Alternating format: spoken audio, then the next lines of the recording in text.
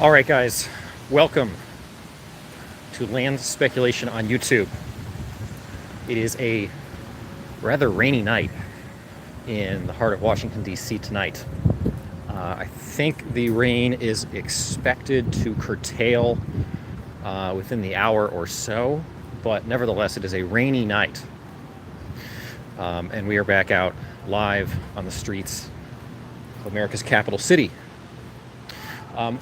We tonight are going to cover a little bit more about the mysterious explosions that have, rocked Washington, D.C. a couple nights ago. And I wasn't going to spend a lot more time on this story, but this has generated a lot of traction in the last couple of days. Clearly, there's a lot of interest in it, and we have some new information. And I'm going to try to sort of walk through what I know, as well as what that means generally, and what the details are that have emerged in the couple days, since this happened 2 nights ago. Because on the one hand, I think to a lot of people this is a very, very straightforward and kind of easy story to understand. There does seem to be a rather straightforward explanation to it, but that explanation is not necessarily as cut and dry as it may seem. So we're going to dig into that a little bit tonight. If you think this is all neat and tidy and kind of wrapped up and tied up, it might not be. Okay, so we're going to tell you a little bit about what we think, what we know. And a little bit about what we think. And obviously I'm curious what you guys think as we go through some of the details and some of our observations.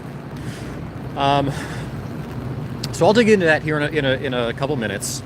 I do want to welcome you to our stream here tonight. I'm not going to say we have the definitive truth to share with you. But we've got information to share with you, okay? So, anyway, welcome to Land Speculation here on YouTube. It's great to have you with us. Again, it's a rainy night in Washington tonight. As you can hear, it is kind of pounding above my head a little bit. That is rain. That is not anything more sinister than that. I think the rain is supposed to be done in about an hour or so. So I hope that's the case. It's kind of annoying otherwise. So anyway, good to have you guys with us. We got a lot of folks already here in the conversation, and I'm glad to have you with us. And I'm going to get into some of the things that we know, kind of step by step here in just a moment. I do want to welcome, Moniker, Karina, and the Swiller are here. I guess you guys are the medal winners out of the gate for being the first 3 on our stream here tonight. To everyone who's new to our stream or who's recently subscribed, once again, it's great to have you with us. And thank you for joining us again tonight. If anybody does feel like dropping a preemptive like or subscribe on our stream, we always appreciate that. Those likes help us out with YouTube, and those subscribes help you guys know when we're on. So we do always appreciate that stuff. Check our description as always. That has links to our Discord and our Duck Fund. If anybody's not on our Discord, we invite you to get involved in our Discord. It is a 24/7 chat platform.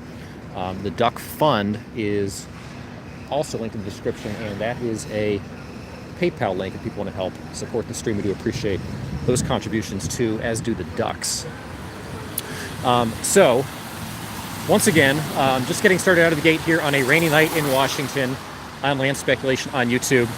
We're going to talk a little bit more. I wasn't planning on doing a ton on the FBI explosions, but I do have some new information. And clearly this has garnered a lot of interest in the last couple of days, so I'm going to share some new stuff with people. I don't want to overhype the information that I have. But I did notice that a lot of people were searching for this today, and there were, and I guess that's surprising. There were a few different platforms that did report on this a little bit today. Most of which were using our footage, by the way, and there were some explanations given. I will say, while those explanations seem rather straightforward, there are some There's some inconsistencies and just some odd things about them. So we'll kind of get into that here as we kind of get going. We did post a quick poll, or I posted a quick poll a few minutes before we started tonight, asking people kind of what they thought the deal was. Obviously, we came out a couple nights ago, and the explosions were racking the city. Last night, not so much. So we asked people tonight in the poll, what they thought this was. There was a very simple explanation given about HVAC systems in the building. Only 18% of the respondents, as of when I last checked the poll, said that was their vote of what they thought had happened. Only 18% of people said they were buying the explanation that the folks at the building gave. And I don't know, it was 48% of people or something like that said that they thought that something more sinister was afoot. So we thought, boy, we should come back and we should cover this tonight just to clear up misconceptions. And I'm not going to say we have answers, but again, we'll try to share what we can with you. So again, guys, welcome to Land Speculation here on YouTube. We are just getting started. I'm going to share some things with you tonight. It's great to have everybody with us. If you wouldn't mind dropping a like or subscribe on the stream out of the gate, I do appreciate that. You can do it preemptively, and if you find you can't stand our content later on, that's fine. You can change your vote. But those likes help us out with YouTube, and the subscribes help you guys know when we're on. Check our description for links to our Discord and our Duck Fund. Okay, we got a lot of comments here out of the gate, guys. I'm not going to be able to get to all the comments tonight, clearly. But I will try to get to some here as we go along. Let's see, guys. Wow. Could have the explosions come from the tunnels underground, says RLK Brown.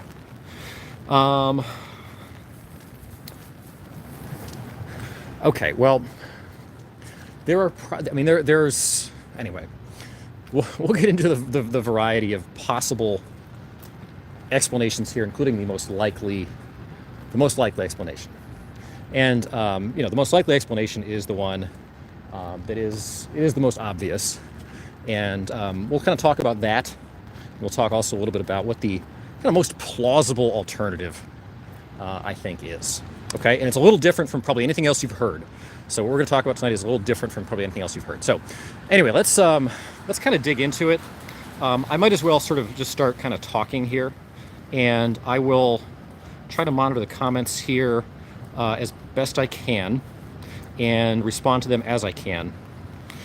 Geneva Beach is here in the chat, and Geneva, hi, welcome to our stream. Can you give us a quick history of the event?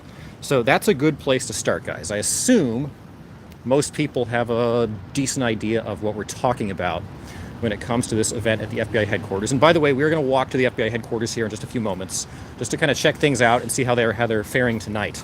I'm not hearing any loud booms in the background, so I assume whatever this thing was that was happening, they have curtailed it, fixed it, whatever.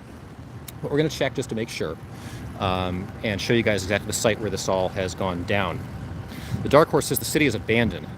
Well, it is, the middle of the night in Washington, D.C., so downtowns are often kind of abandoned in the middle of the night. This is not unusual. It's also raining right now, and that, keeps the crowds away a bit as well. So, what happened? Well, Geneva's asking what happened. So, what happened is 2 nights ago, we came out, and we stream pretty much every night of the week, by the way. If you're new to our channel, we stream pretty much every night of the regular week, like Monday through Thursday. Sometimes we're inside, we do like kind of deep dives into various topics of kind of human interest. And sometimes we're out live on the streets of Washington, D.C. Well, we were going to be out live on the streets of Washington, D.C. 2 nights ago. We came out, I want to say around 1 in the morning we came out. And almost immediately we started our stream, we started hearing some really loud bangs off in the distance. And we basically set about to try to figure out where those were coming from, and they took us in the direction of the headquarters of the FBI, Federal Bureau of Investigations. which is located right here in the heart of Washington, D.C. We live in the heart of Washington, D.C. That building is right here in the heart of Washington, D.C., just north of Pennsylvania Avenue, which is, the famous boulevard here in Washington, nicknamed the Avenue of the Presidents. It is where the inaugural parade happens every 4 years. The FBI headquarters is about halfway along that boulevard as it cuts diagonally across the downtown between the Capitol building and the White House. And when we're down there in a few minutes, you'll be able to see exactly what I'm talking about. So while we were down there were some very loud explosions going off. And at first, people were hypothesizing that they sounded kind of like a wrecking ball. When I heard them, I thought either they were probably fireworks or that there was, some kind of cannon fire going off. Other people have said they thought they sounded like gunshots. And I will say, depending on having heard them in person versus having heard them on our own stream, the sound is a little bit different in person. They were going off about every 10 or 20 seconds, and they were extraordinarily loud, reverberating basically across the entire city of Washington, at least the downtown area that we were standing in. You could hear the sort of sense the sound was bouncing off the buildings. There was a lot of reverb. It basically sounded like either cannon fire or gunshots or fireworks or something like that. Every 10 or 20 seconds, we were able to track them down as we followed that noise, basically all the way in the direction of the FBI headquarters. And we basically were able to deduce that these explosions were coming from the roof of the FBI headquarters on the southwest corner of that building, which again we'll show you here in a few seconds, in the heart of Washington. And you couldn't get a perfect glimpse of exactly, from where they were originating. It was very clear they were from the roof of the building. And every time one of these explosions would go off, again, after every 10 or 20 seconds or so, there would basically be a big poof of white smoke. Now, we weren't sure if this was smoke or steam, but it basically continued uninterrupted for multiple hours that night. We streamed for about a little over 2 hours. We had two separate streams that night, and they're both up on our channel. If you haven't had a chance to view those, we stream. They're I guess the second and third most recent streams on our channel. If you want to go back and watch the original footage, it's been copied and pasted and posted all over the internet today. So you may have seen it sort of grifted elsewhere, but this was our original footage from the streets of Washington. It was pretty surreal. It was very jarring. I mean, DC is it's a place that kind of lives on edge anyway. It's a very security intensive, security mindful place. And as you can see, I mean, even just walking around here tonight in the rain, you can only go a few blocks before you start seeing flashing police lights, or in this case, I guess, ambulance lights. There's always something going on in DC. So it's not unusual that something would be going on, but this was extraordinarily loud and jarring. It was, again, it sounded like bombs were going off or something. There was very little other activity going on around the FBI headquarters as we walked around the other night. So that was kind of the backdrop to what was going on. We heard this for about 2 hours. We got various inputs. The people, I guess, who were watching our stream called into the FBI headquarters and were told basically that this was not happening. So they reported that the FBI was telling them this was not happening. They're kind of getting the runaround from the police and fire departments. And, that was about it. I think I'm smelling smoke tonight. It's very strange. By the way, as we're walking around, I'll point out a couple of the sites here. This is what used to be the Trump Hotel here in downtown Washington. This has been repurposed into the Waldorf Astoria hotel, but this used to be the famous Trump Hotel. You guys heard a lot about this back during the Trump administration. This is the old post office in DC and was basically repurposed by the Trump organization into a very, very, very upscale hotel. It would cost you probably around $600 a night to get a room there. I did stay there one time. The bar in the lobby had very, very, very expensive drinks. Okay, So let's see, guys. Obviously, lots of comments here. There's a whole city under my feet. Says walk. Yeah, we'll talk a little bit about that here in a few minutes. Because there are some tunnels. Not a ton actually here. Other than that, we have the subway going under our feet.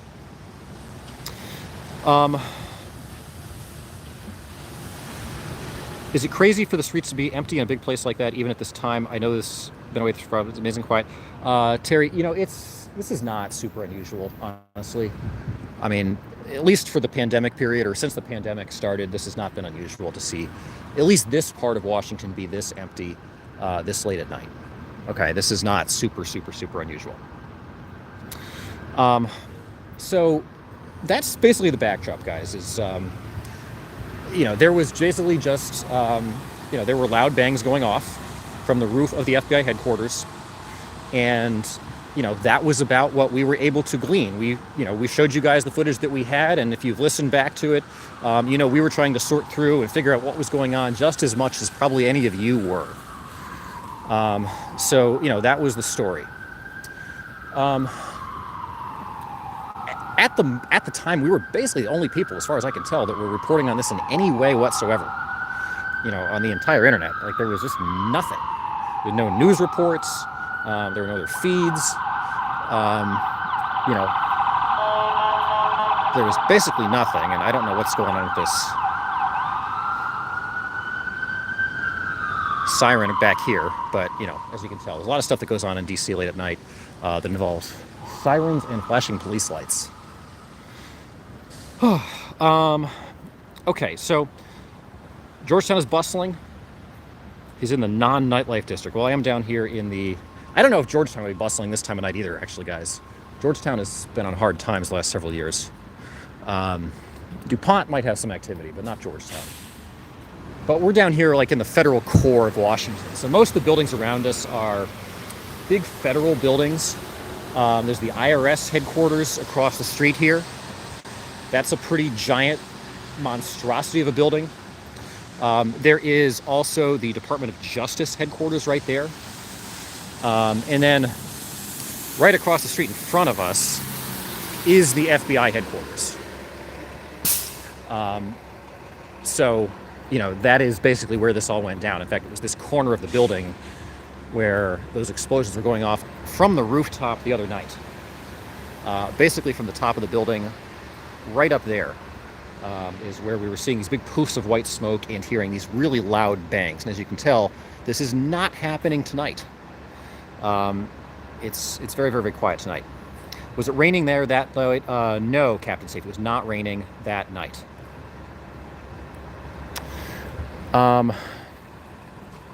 So, out on the streets here, there's like not a ton of people, a few people milling around. It's basically how it was the other night. It's a little earlier right now than it was when we were on that night. So, you're basically looking down Pennsylvania Avenue here. If we walk out into the intersection, you'll be able to see the Capitol Dome off in the distance. And this is the FBI headquarters right here. Captain Safety is saying P6 posted a video earlier today showing a view from the roof. So I want to get into that a little bit because, and I appreciate you bringing that up. There were several things posted today, and I want to talk a little bit about some of the things that were posted today, because some of them were really helpful information and some of them were kind of not so helpful information. So originally when this happened, it was basically completely unclear what was going down. We were surmising that it was probably some kind of HVAC issue, at the top of the building, some kind of, technical malfunction with the building. And by the way, there's the Capitol Dome as we look down Pennsylvania Avenue. Again, this is where the inaugural parade happens every 4 years. And we may have a chance to walk down toward the Capitol a little later tonight. We'll see how this goes. But anyway, there is the FBI headquarters. It is a gigantic building. It basically fills out an entire block here just north of Pennsylvania Avenue. And for those of you that have been on our streams the last couple of nights, we've talked a little bit about this already. So apologies for this part of the information being repetitive. But for anybody that's new, this is basically the FBI headquarters here. There's this south face. This is the west face of the building, and it fills out the entire block. It is a giant brutalist building. It is kind of inefficiently designed. It's around 2.8 million square feet, which sounds like a ton of square feet. It has a lot more space in it, for instance, than the United States Capitol does. It is a much, much bigger building than that, actually. It has this weird cantilevered thing over the top of it. And, you know, it's a big, ugly building. It has actually been named the ugliest building in the United States on a public survey years ago. So it is an ugly building. And there's actually some relevance to that here that I'm going to talk about in just a few minutes. So this is the FBI headquarters. And again, as this corner, it was basically on top of that little tower here at the corner where the explosions were going off the other night. And as you can tell, they're not going off tonight. So, you know, make of that what you will. So, you know, that is kind of the lay of the land for what's happening. Obviously, as this happened, this captured the interest of a lot of people who were very curious about what was going on. And, you know, simple answer was it was an HVAC malfunction with the building that was causing some very loud sounds that were disconcerting to people, but otherwise not particularly, you know, harmful in any way. But, you know, people wanted to be sure. Obviously, there's been a lot of, you know, FBI stuff in the news lately, and not a lot of it has been super flattering about the way the FBI handles its business. So, you know, that was kind of in the backdrop, I guess, of people's minds, and the concern about, you know, maybe this was something more sinister than that. And I think there are actually still some people out there who think this is maybe something more sinister than that. There were several videos posted. Again, several people sort of grifted our video and reposted it to TikTok and other sites. And if you stumble into those, you know, if you wouldn't mind just letting people know, this is kind of where it originally came from. You know, we're actually out here on the street, like live tonight, showing you guys this stuff. And we're a couple nights ago as well, and have really since 2020 been out on the streets as often as we can when there's like major news breaking in DC, showing you guys what's actually going on. So, you know, again, we appreciate you hanging out with us and dropping likes and subscribes on our channel. But if you saw any of, you know, that on the ground footage from other channels, it was likely pilfered from us. If it wasn't sinister, it would have been mentioned in the news, says Mankind. Michael says all kinds of links on Google Now.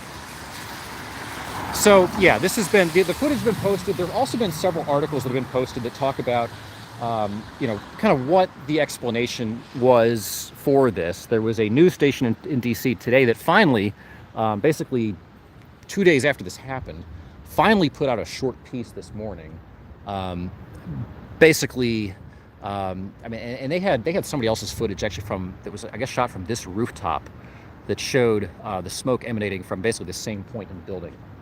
And they were basically explaining, basically the explanation the FBI gave, which is that this was a malfunction. They explained that it was a steam valve, that basically was a buildup of steam in the building, and there's a steam valve that was basically letting that steam out in bursts, I guess from the boiler system, and that was causing these really loud noises, and that otherwise it was basically not, you know, it was not a harmful thing in any way. So that was a piece that was out today, obviously, I guess, meant to assuage people who were concerned about this. There were also a few other videos on YouTube and elsewhere where people were basically trying to sort of, you know, dig into this, investigate it, and figure out what was actually happening. There was one from a guy that actually did attribute our video, which I appreciated, where he was basically, you know, recapping the same story. And he was able to actually get audio footage, an audio clip of the communication between somebody and the DC Fire Department, in which they actually talked about, you know, what they knew about this particular incident the other night. And that audio footage basically reiterates that, you know, as far as anybody's concerned, this was a steam valve issue within the HVAC system or the boiler system or something within the building. So various things like that were published today. That's basically, you know, what we know about that. Monitor says steam sounds like a bunch of hot air. Well, that basically is what steam is. We could not tell when we were out here, that those white poofs, whether they were steam or smoke. There was a brief time where I thought I smelled them as smoke, but I really couldn't tell you. I mean, it was a cool night in DC. It's breezy. These buildings are surprisingly big. I don't think I'd really be able to smell it either way, whether it was steam or smoke. David says, I like that guy, but your content is better. I like your content better. Well, I appreciate that, David. If anybody does like our content, once again, I do appreciate the likes and the subscribes on the video. If you're not subscribed to our channel, we're on pretty much every night, even when there's not big breaking news like this. We do streams basically digging into all kinds of topics. So, we do appreciate people hanging out with us. Let's see, Michelle says baloney for sure. Lisa says, I found it on Telegram. It was a shared link to your video. Glad how I found you and was able to subscribe. Well, appreciate that, Lisa. So, that was some of the explanations that were given today.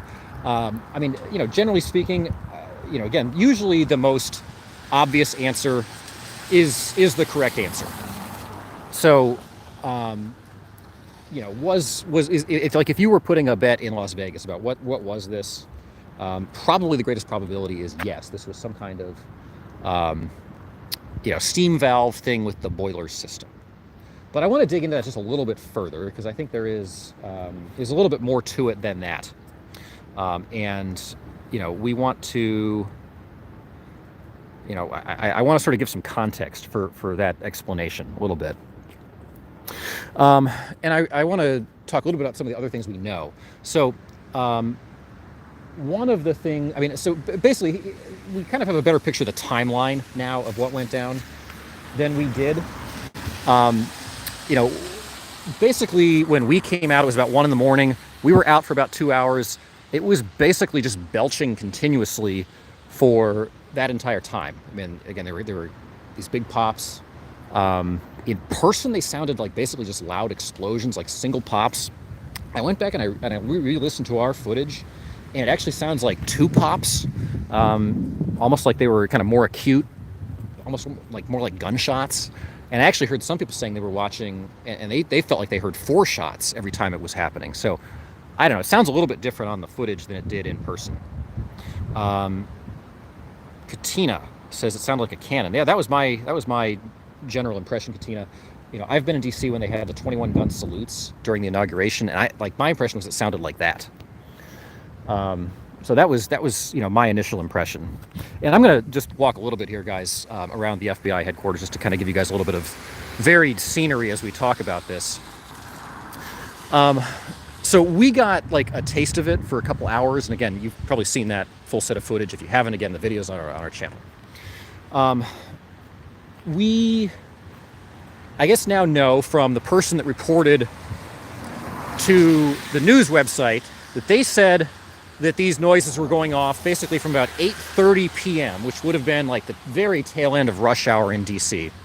There would have been a lot more people out on the streets at 8:30 p.m. They said it went from about 8:30 p.m. until about 3 a.m. And I know for a fact that it was going on after 3 a.m. because we were still out after 3 a.m. So, I granted those are approximations from somebody, but they're probably a little bit conservative on the back end in terms of how long this went on for. But probably they were able to shut it down not that long after we stopped streaming. So that's kind of the time window we think that these explosions were happening for, from about 8:30 p.m. until sometime after 3 a.m. After we stopped streaming the other night, we went onto a nearby rooftop and tried to see if we could, see anything further from up there.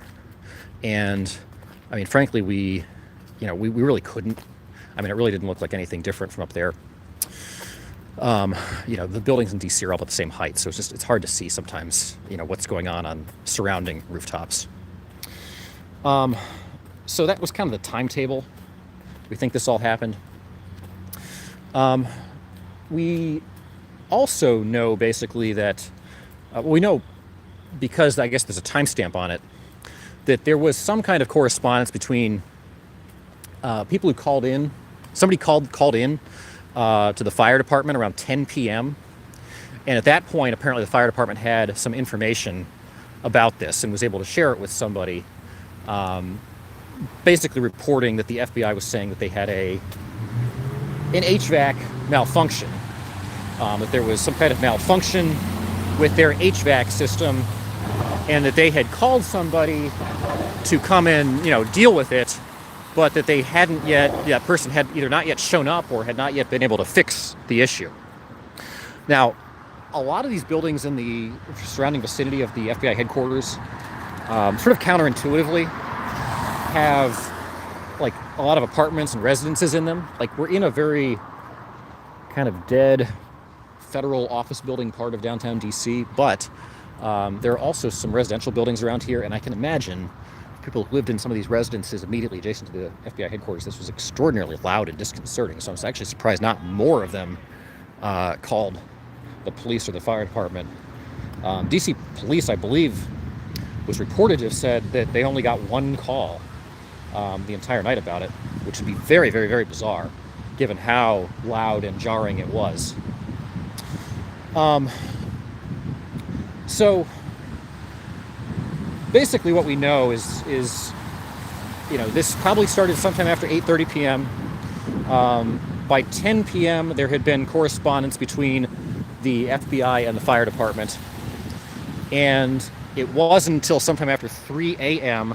that they were able to actually, that this thing actually stopped happening. That these explosions stopped happening. Again, every 10 to 20 seconds they were going off. So those are the things we basically know as kind of background context for this. Now, I want to say a couple of things about this. And, I've got several points here tonight. Number one is,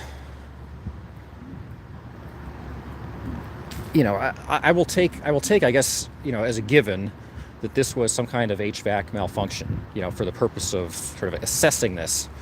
And, I guess point number one would be, if that's the case, this showcases a level of just kind of gross building management incompetence that is really kind of hard to get your arms around.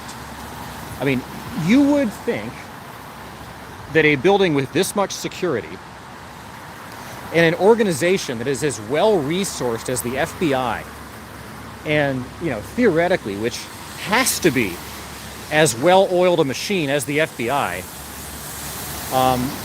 would have pretty darn quick responsiveness when it comes to like major building malfunctions at their super secure headquarters in the heart of Washington, D.C., where it could come under threat at any time. And per their own story, as best we've been able to glean, now this is all alleged information, but per their own story, this is something that started, sometime around 8:30 p.m., was reported to the fire department at 10 p.m., and it took them at least another 5 hours to figure out how to make their building stop having like involuntary cannon fire sounds come from the roof. Like, that is, boy, I mean, they have a pretty large staff that manages facilities at the FBI. That is a massive issue. In the heart of Washington, surrounded by residences, that would have taken them 5 or 6 hours to repair a major malfunction that was causing things as bizarre as that to happen. I don't know what that may say about the rest of the organization, but man, that is a pretty big level of, I don't know, seems like incompetence. So, surely you jest, says Ruth Walker.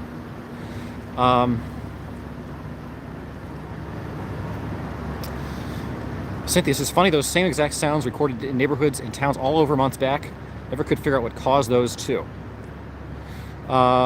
Big Dog says, no damage to any part of the roof. I'll talk about the roof here in a second, Big Dog, because that's an interesting topic as well. But, point number one is sort of per the actual story that was shared. And again, here we are, once again, showing you some different angles of the FBI headquarters as we kind of take a little loop around it. They're doing some construction here on the street behind us. there's a pretty glaring level of seeming kind of incompetence around this. So that's number one.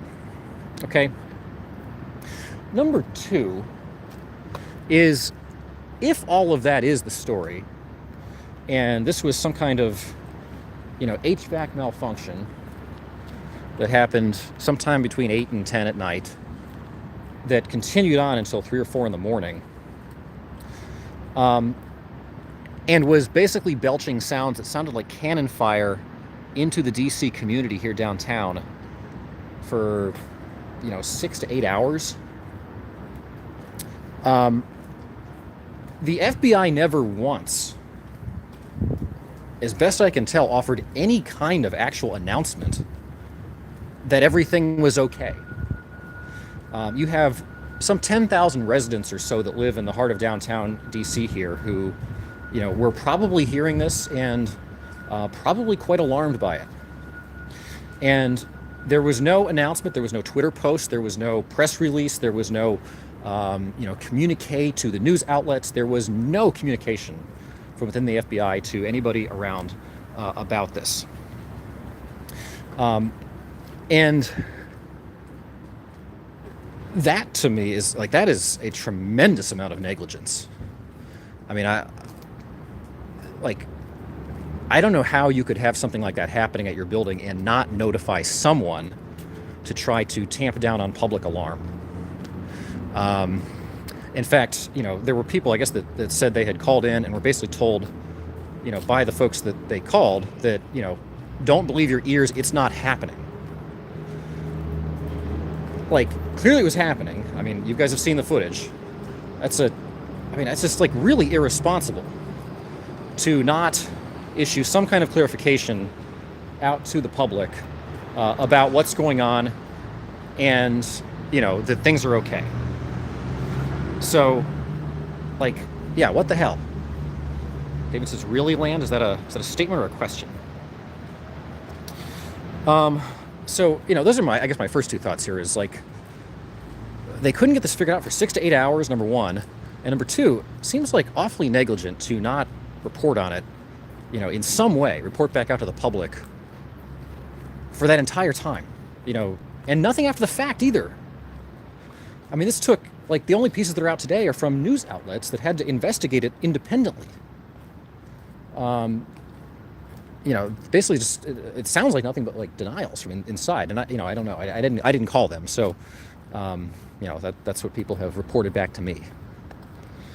Okay, so this is number one and number two. I'll just a third point on this is, I guess the premise here was this was an HVAC issue with the building, and again, I think that it probably is the most plausible explanation here. But we do know that over the course of the entire night, the DC police have a technology they use, which basically is designed to try to capture audio waves and pick up on gunshots around the city. And apparently, that device was basically going off like crazy all night long. It was basically picking this up as gunfire on whatever that blotter is. And I don't know how that technology works, but it was picking this up basically as gunfire all night long. And it was apparently quite alarming to the folks who were obviously listening to that. And also, fairly distracting as they were listening for information about, actual gun crimes going on around the city. So, I assume that a device like that could very easily pick up on some kind of, HVAC malfunction sounds and, misregister them as though they were gunfire, even if they weren't gunfire. I think that sounds very possible. But it was apparently picking up on those things basically all night long. And that is, how would they know if there was a gang shooting during that, Michael? Yeah, that's the point, Mike. Again, that's just kind of points to if this was not sort of clarified behind the scenes, if it was not kind of efficiently cleared up by the FBI, um, and if it wasn't, they weren't able to deal with it for 6 to 8 hours, despite having as big of a building staff as they do. Nobody could figure out how to turn off the steam valve for that long. Um, it certainly demonstrates something, and that's something. Whatever that thing is that it demonstrates, is not a particularly good reflection on them. So anyway, Gail says, surely you don't believe that story. Well, I'm trying to give you guys some context here, just assuming that is what this was. That even if that is the case, I mean, there are some conclusions you can draw from it, and I don't think those conclusions are particularly glowing. I mean, I know it's a weird event. I'm sure they weren't expecting it. I would think under that premise they weren't expecting it. But boy, like, statute of limitations on that, wouldn't there? 6 to 8 hours. Anyway, that seems like a lot. Everything is plausible, says Monica. So anyway, those are kind of the first 3 points I would offer on this. There are a couple of other points though, which I wanted to make, and I'm gonna, I guess, make those here in a second. And once again, we are here at the FBI headquarters live in Washington, D.C. We're doing a little bit of follow-up on this story that we reported the other couple days. Geraldo says, just be beautiful. We don't need your explanations. I'm always beautiful, Geraldo. We're here at the FBI headquarters, again, just sort of following up on this. I wasn't going to do another night on this, but this has clearly garnered a lot of attention. So, I wanted to sort of share what we know, including some of the new information we've picked up on today. And there's a little bit more beyond what I've already shared. So anyway, this is the FBI. Isn't the building closed and vacant, says TLWT? No, it's not. It's not closed and vacant. It is partially occupied. And I'll get into the details of that here in just a minute. Or TMWT. I'll get to the details of that here in a few minutes. It's not vacant, and actually you can even see some of the lights on here, even in the middle of the night. But I did want to share just a few additional thoughts on this. So again, the explanation for this, probably this was some kind of steam valve issue on top of the building. But even if it was, again, I think there's a sort of level of unresponsiveness and, maybe negligence that seems to, maybe have been involved. And frankly, for people who live in downtown DC, that's scary, and that's not, really a great thing that, this wasn't sort of addressed more proactively. So, no one said anything about what happened until you said it could be an HVAC explosion. That's an interesting point. I mean, people just ran with our hypothesis. I guess we were right. If that was the explanation, either we were right, or maybe somebody heard us and then they ran with it, I guess. I don't know. Extremely suspicious and strange, says Eileen.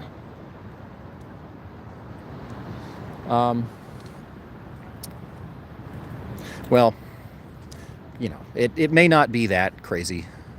It may just, be one of those things that happens.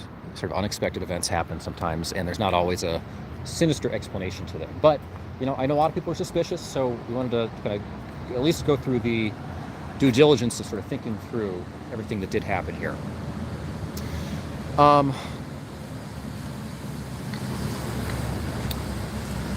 So, I wanted to offer just a couple of other thoughts, though, because one thing I did notice about the various explanations that were put out today is that there were a couple of fairly grave inconsistencies in them. Now, the two main sources of explanation that I saw, again, were this article from one of the DC news stations, where I guess they actually talked to some staff from the FBI, and then, another article that I guess talked about, having gotten some information from some other sources. Now, this was, described as an HVAC malfunction. So on the recordings between the fire department and FBI staff from 10 p.m. that night, This was very definitively described as an HVAC malfunction, that something had gone awry with the HVAC system. And they didn't specify boiler versus furnace or anything like that. I don't know enough about the power supply and the way that water gets heated, and I don't know how all the internal utilities of the FBI headquarters work to know, and maybe they didn't know either, but the difference between these different components of the internal guts of the building. But they said this was clearly a malfunction, like a wardrobe malfunction moniker, yes. But the Channel 9 news article, I believe, quotes somebody from the FBI basically saying that this was not a malfunction. This was basically a properly working steam valve. So I don't know what to make of that. There are two basically different explanations that seem to have emanated from within the FBI about this. One of which is that it was properly working, and one of which was that it was not properly working. I can't imagine something properly working that would have sounded like that. If that was like the normal way it's supposed to sound, it certainly doesn't seem like that's the case. But that is what the news station was reporting. You can check that article for yourself. That this was a properly working thing. So I don't know what to make of that. The other inconsistency that I think is kind of weird was, the FBI headquarters is you can look at the roof of this building. It's very clearly laid out. All of the utilities for the building basically sit on top of the cantilevered large part that kind of sticks out over top of the building off in the distance there. You can even see some kind of little utility box sticking up there. If you look over top of the building, basically what you'll see is an entirely flat rooftop that kind of circumnavigates the entire building. It's a flat rooftop. They actually used to do trainings up there back in the olden days when they actually trained FBI staff here. I posted a picture of that on the Discord today. It's a flat roof. In fact, they have chairs and tables up there where people can eat lunch. The only little parts that protrude from it are the access tower down there and the access tower down here. There is no visible location that includes any utilities in the location where the steam actually was supposed to be emanating from. So, I don't know what to make of that either. I don't have detailed floor plans of the building, so I can't. I don't really know. Maybe there's somehow the steam valve lets out over here, even though the other utilities are on the other side. That just seemed a little bit inconsistent.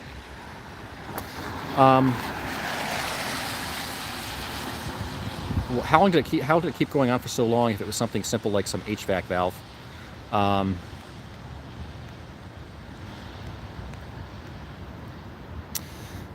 I don't know, guys. So there were a couple of inconsistencies. Again, one was that basically the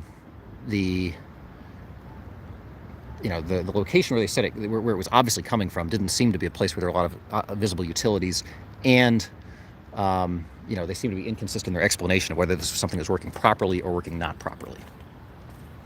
Now, the one other thing I did want to say about this is I don't really think the question at play here is, was this something other than some kind of HVAC malfunction? I think, I have to assume, in the absence of any other better explanation, that is in fact what happened. I suppose it's possible it was something else, but I don't have any good explanation for what else it could have been. It certainly sounded like a lot of things, but I have to assume that's what it was. But that doesn't entirely, that isn't totally the end of the story. And there are a few reasons for that. And one of those is that this FBI headquarters is very old. This building, in its current form, because it traces back to about 1975, it was opened 1 year before the DC metro system was fully opened. And there has been a big push over several decades to try to basically get the FBI headquarters replaced. This has been a big push of several people inside the FBI for many years.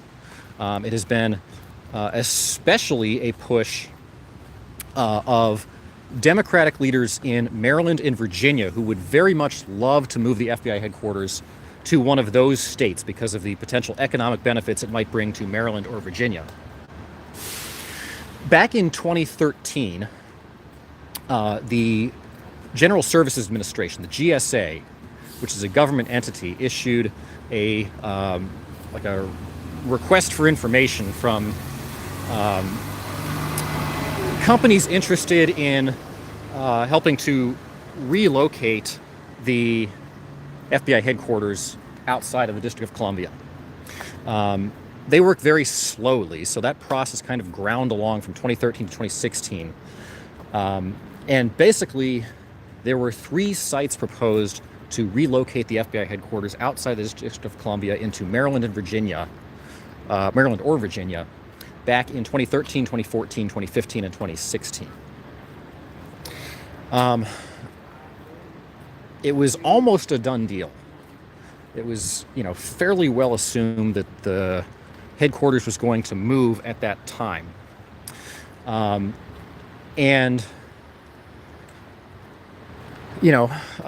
those political leaders were excited about that. There was going to be a lot of economic benefit that was going to come to those surrounding states. It was basically going to open up a giant site where a private developer could come in and build a giant hotel or apartment building or something here in DC. So there were a lot of people that were excited about that too. In 2018, the project got canceled. And there are a few reasons it got canceled, one of which is that it was super expensive. But it also got canceled because Donald Trump was not a fan of that project. He did not want to see the FBI headquarters move. He thought it was a waste of money. And there was some suspicion that because his hotel was located close by, that his sort of vested interest was to keep the FBI headquarters here so that a rival hotel wouldn't move in near the FBI headquarters.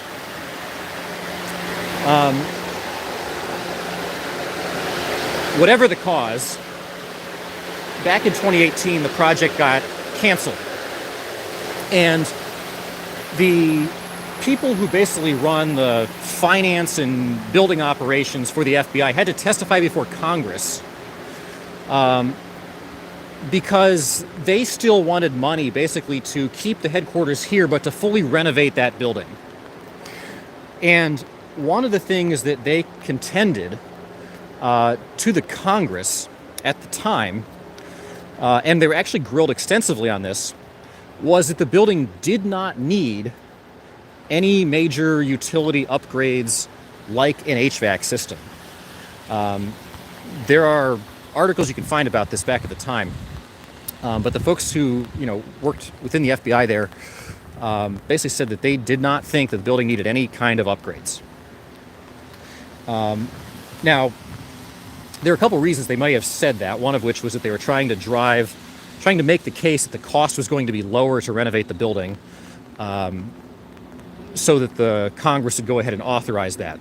They wanted to make the cost for renovating the building sound cheaper than the cost of building a new headquarters in Maryland or Virginia. And it is possible that was an earnest assessment that the HVAC system did not need upgrading at the time. Now, I guess we've learned in hindsight, if this was in fact an HVAC issue, that maybe it did need upgrading. But that was their contention back in 2018, perhaps as a justification to get the Congress to authorize $2.3 billion for them to upgrade that building. Of course, those building upgrades have not happened, at least in the way they were outlined then.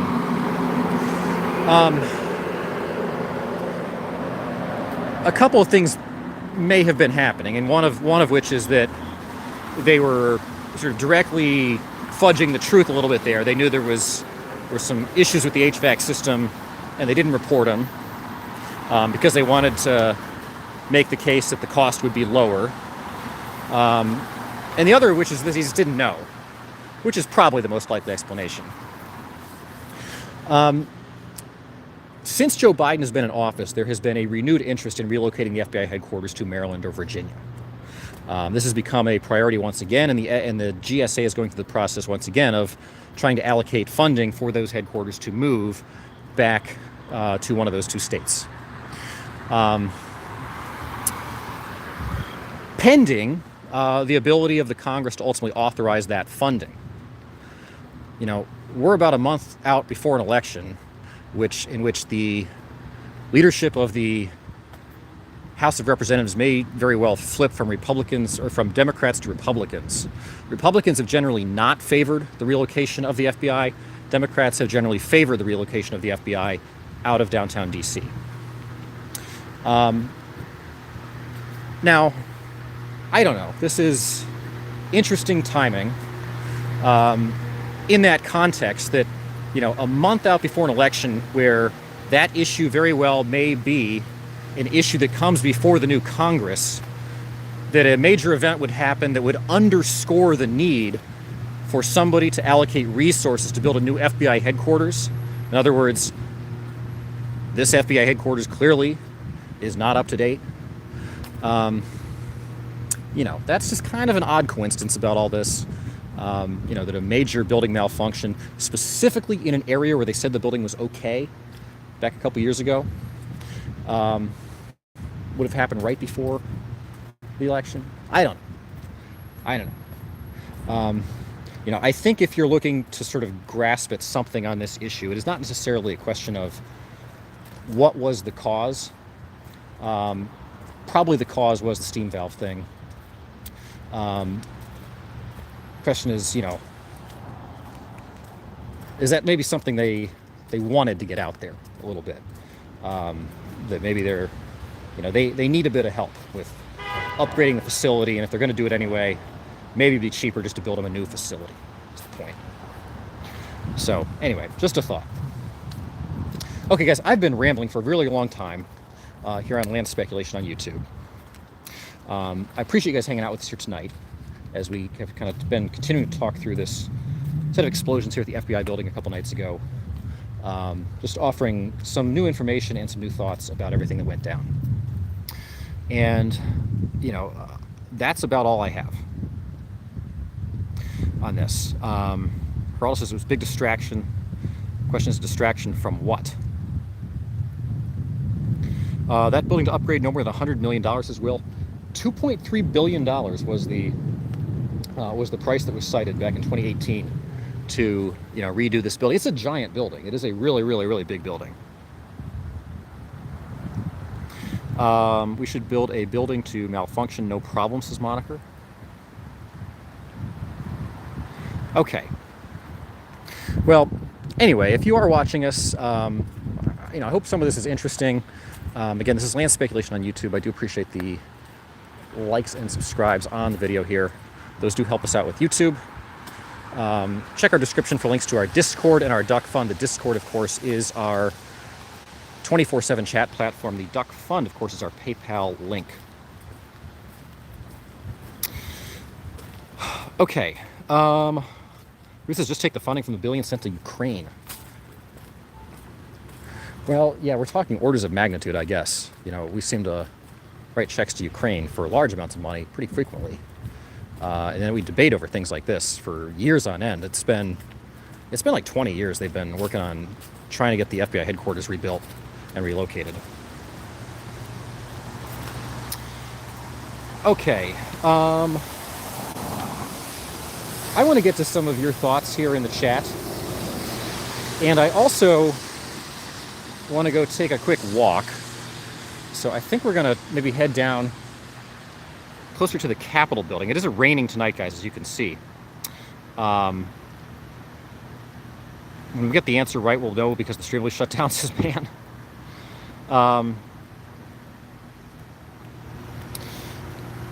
We might head toward the Capitol building. Dave's asking what was the punchline.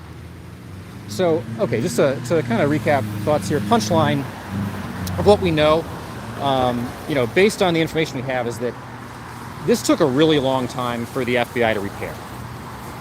Probably longer than it should have for an organization that has, you know, well-oiled building maintenance crews, number one. Number two is, if it did take them that long, it was awfully negligent of them not to issue any kind of press release or information about it for as long. They really just never did. And that's pretty irresponsible. That's number two. Number three, the DC police were picking up the noises as gunshots, and it was kind of messing up their ability to patrol crime across the city for all of the other night, it sounds like. So, I guess sort of just underscoring the perhaps degree of some negligence in, not kind of clarifying what was going on. Number four, there's sort of an inconsistency here in the way this was reported, I guess, once it was investigated. Number five is there was an inconsistency in basically where this happened on top of the building, relative to where it maybe where you would have thought it would have happened if it was in fact coming from the HVAC or boiler system. And number five, there is a whole sort of arena of politics around the FBI relocation, particularly around the issue of whether or not the building needs HVAC upgrades.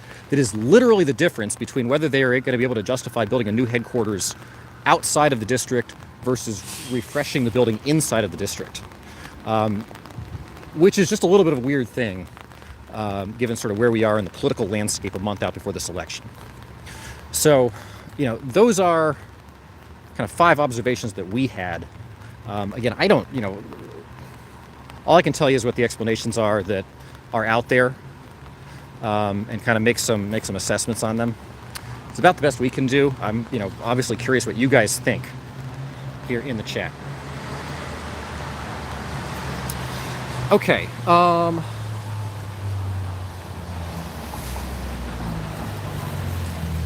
Big Dog is bringing up there was a shooting in Raleigh, North Carolina today. I did see that, Big Dog. Ask any comments on it? I don't know what I could really say about it. Anytime there's a shooting like that, it's obviously horrific. I really don't know the details, so I really have no comments. Unless you guys want to offer some yourselves.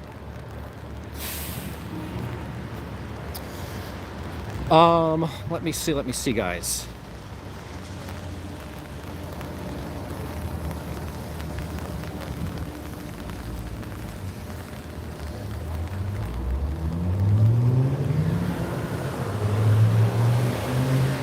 Man, I feel like the buses are more noisy in the rain. Is that a thing?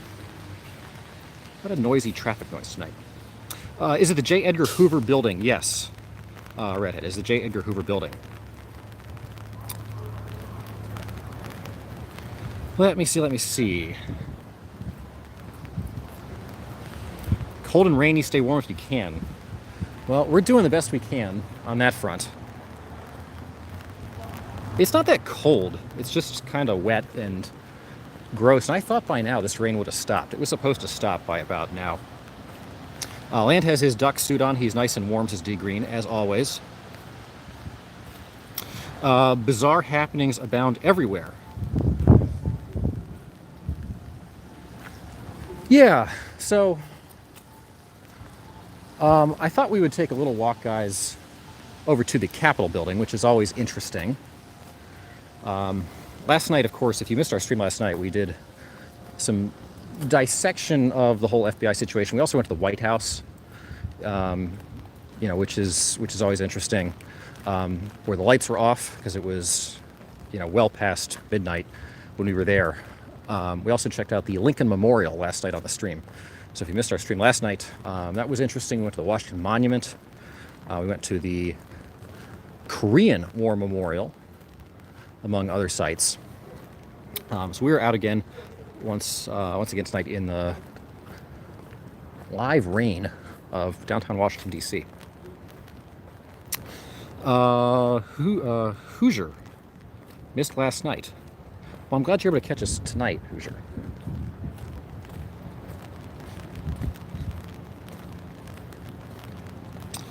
Loaf duck is missing, says Donna. We'll see. We'll see if we have any ducks down here at the Capitol or not. As you can see, the street's very, very, very empty right now, at least here. So, guys, I'm open to answer any questions, respond to any inquiries here as we make our way to the Capitol. Obviously curious to hear your thoughts. Again, we did do a poll on this right before we started streaming. And I was surprised just sort of how, I mean, there's a lot of skepticism out there about the idea that this was an HVAC explosion there. Not an HVAC explosion, just malfunctioning HVAC system or steam valve there at the FBI headquarters. So, I don't know. You guys have your own theories. Let me know what you think might have happened.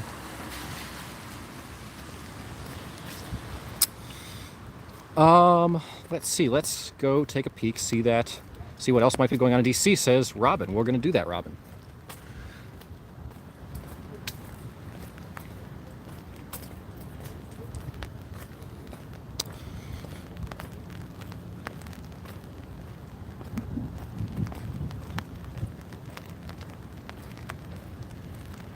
Nice to have someone live stream at night in DC. We used to do these streams kind of in the early evening, and ever since things got busy again, it's just been hard to make that work. So, we stream pretty late most nights when we're outside.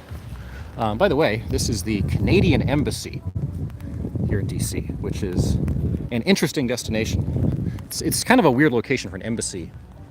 A lot of the embassies are kind of clustered in a particular neighborhood of DC called Colorama, but this is like right here on Pennsylvania Avenue, pretty close to the Capitol building, which, as you can see, is coming up ahead of us.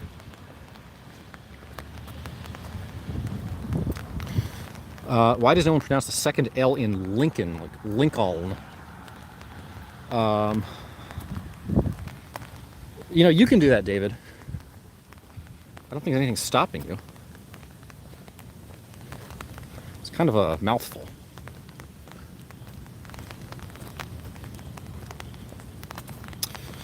All right. I'm lurking, says diversion. Perhaps about the whole FBI thing. The poll, if anybody has not voted in that poll I was referencing there about the FBI thing, that is located on the community page of our YouTube channel. And, as always, if you're not subscribed to our channel, please do get subscribed to our channel. We're not outside every single night. In fact, some nights we just do really deep dives into interesting topics. We did a really deep dive a while back into Jeffrey Epstein. We did a two-night bracket in which we evaluated who the worst person in the history of the world was. We went through dictators and serial killers, and we bracketed them out, and we tried to discern who we thought the worst person in all of human history was, which was a very interesting exercise. So that's definitely a stream worth going back and watching, if you are so inclined.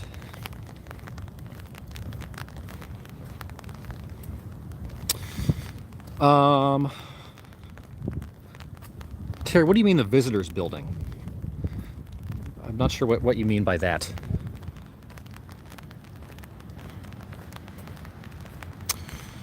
All right, let me see.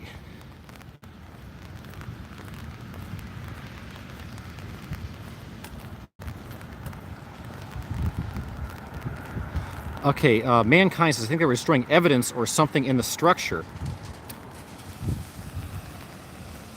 Eileen says, this is great. So, guys, we're like maybe 5 minutes away from being able to show you guys like an up-close view of the United States Capitol. And I think you'll find it pretty interesting. We'll do a little loop around Capitol Hill. Because it's raining, there are some places to get my feet less wet than others. So I hope you appreciate that we are sacrificing our own personal foot dryness for everyone's entertainment. Now, of course, when we stream, we always wear a duck suit, but we wear like duck shoes over the duck suit. So, our feet can still get wet, and for some reason that is uncomfortable, even though, I don't know. We gotta figure that out. Let me see. What are thoughts here in the chat? I'm trying to scroll through some of your comments, guys. Really appreciate people offering their thoughts here on land speculation on YouTube. Obviously, I know a lot of people have joined the last couple nights, and I really appreciate that. So, if you're just joining our channel, we're always open to suggestions, by the way. If you have things you want us to cover or talk about, let us know. I can't guarantee you'll always agree with our views or our takes or anything like that, but we try to be as open as possible to different perspectives on here, as long as you express them respectfully. We got great mods on the channel here, so they do a great job kind of just navigating, making sure everything kind of stays swimmingly in the chat and beyond, and our Discord, which by the way is linked in the description. But we're kind of equal opportunity to different perspectives, so feel free to share yours.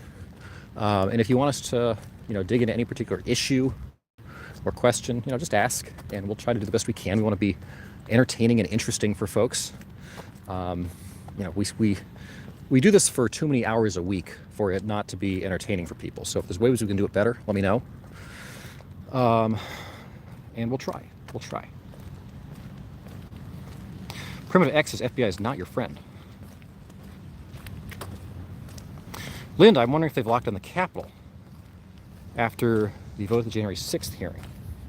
So the January 6th committee, I guess, voted to subpoena Donald Trump, which I don't think he's not going to testify. So I don't know. I guess that's just sort of a political show. We're getting very close to the U.S. Capitol here.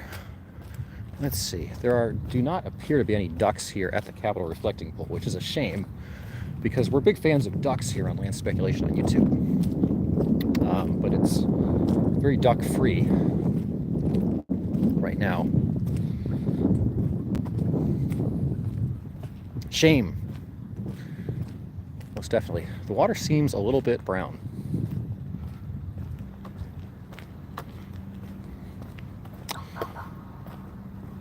The White House Visitor Center. There is a White House Visitor Center. I don't know if I've ever even been in that building. There's a Capitol Visitor Center as well. I have been in that building.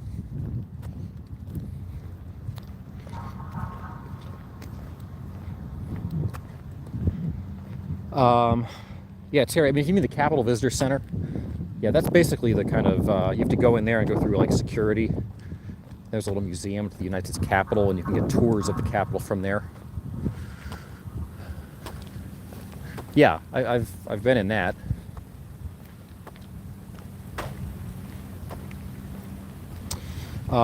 Richard's channel says great work. Well, I appreciate that, Richard's channel.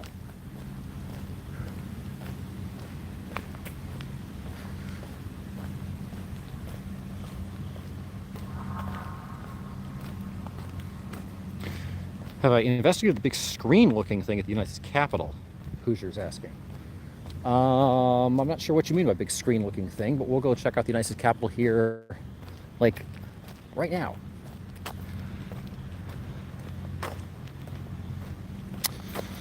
Let's see. Some people on message boards said the FBI was destroying Hunter Biden's laptop. Did it take them 8 hours of, like, cannon fire sounding explosions to destroy Hunter Biden's laptop? Be one indestructible laptop. Somebody was saying last night that they were killing aliens, and I was just I was imagining this like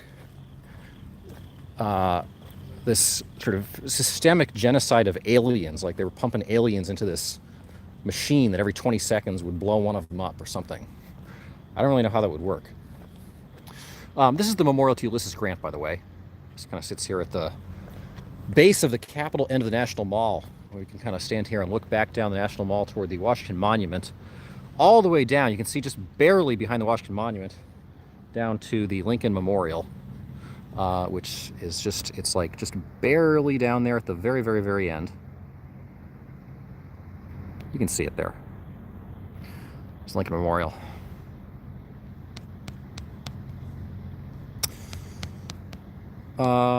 Let's see.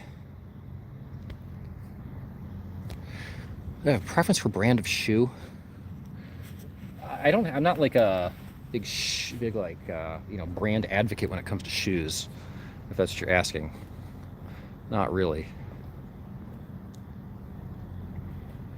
I think I've got some. I can't even remember the name of the brand. I used to like Asics, but I think they've gotten worse over time. Brooks. I think I have a pair of Brooks that seem to be pretty good. Anyway, there's Ulysses Grant on his horse, Cincinnati. Ulysses Grant was born in a little town outside of Cincinnati, Ohio called Moscow, Ohio. Not to be confused with Vladimir Putin's Moscow.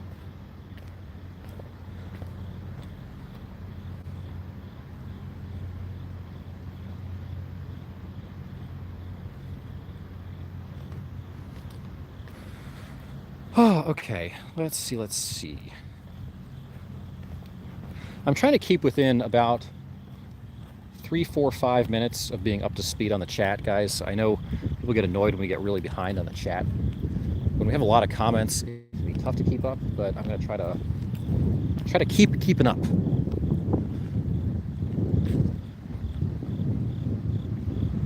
Moniker hearts the mall. Kobo Bunny, hi. That's where Loaf Duck was sitting all content and satisfied. You think she was satisfied, Donna? We had a stream several months ago where we're basically tracking a bit of a duck soap opera. Ducks were pairing off, going to prom together that night. It's a very exciting scene.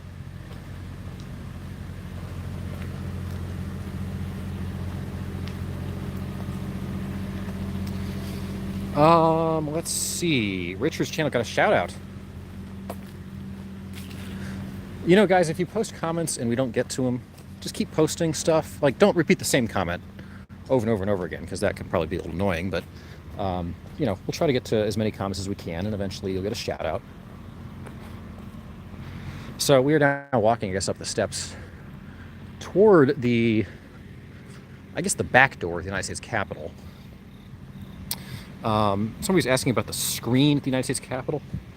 There is some scaffolding on the back side of the U.S. Capitol that kind of appears a little bit like a screen here. I don't know if that's what you're talking about. But the dome, of course, is looming over us right now.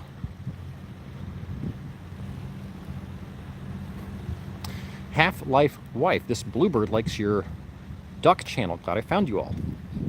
Well, happy to have you with us, Half-Life. The greatest shoes ever made are New Balance. I haven't worn New Balance in years. But yeah, they're fine. Like, I don't have a lot of hot takes on shoes.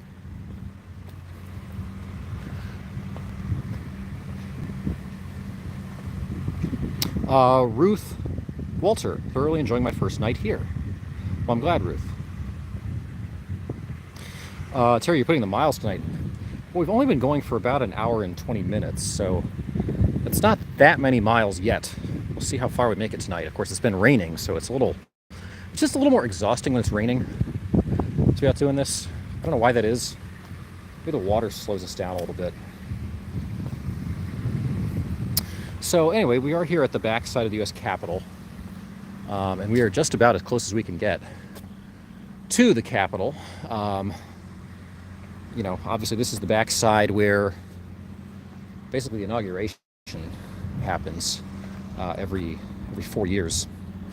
And it was back here where it wasn't this scaffolding, it was different scaffolding as they were building the inaugural stage for the 2021 inauguration, where the January 6th riot began, as people scaled that scaffolding and basically entered the building there on top of that upper level balcony. But when they have the inauguration, basically the president comes out that set of double doors there, and they have they usually build an extended stage, and the president comes out and speaks from that extended stage out toward the National Mall, which is, you know, back this way, which is usually packed with people. And that's always quite a spectacular scene. You know, the peaceful transfer of democracy happens right back here. So the Capitol building is pretty dark here on these first couple levels. Like, it seems like the lights are all off. That where those double doors are, that is the level of the Capitol. They call it crypt. It's sort of the lower level beneath the main lobby.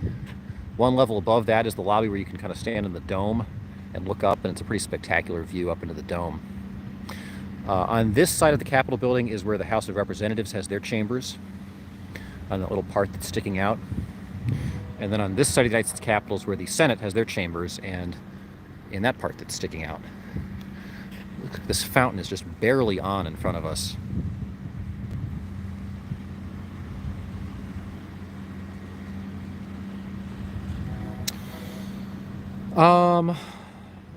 So they do have little barricades here. They got several barricades going up to that bigger fence up there. I don't know what this scaffolding is for. I mean, I assume they're just doing something with the back facade of the building. Looks like they have it on the sides too a little bit. It seems like they're always doing something on the Capitol. The dome was covered up for a couple of years, a few years ago, as they were refreshing the dome. So, you know, I don't really see any visible Capitol police officers out here, but they're around for sure.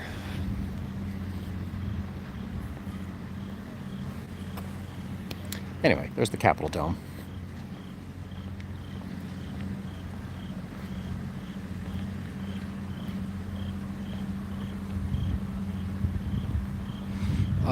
Richard was in that tower? Okay. Kobo Bunny, been in the hospital for 7 hours. I'm sorry to hear that. You guys are keeping me engaged. Something fun to watch. Well, I'm happy you're hanging out with us, Kobo, but I hope all is well there at the hospital. That sounds unpleasant, whatever it is.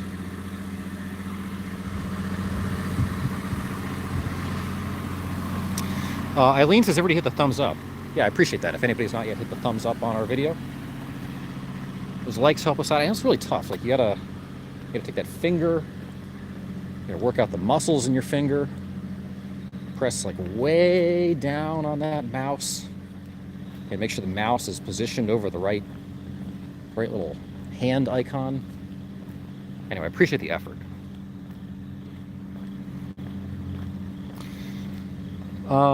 Let's see.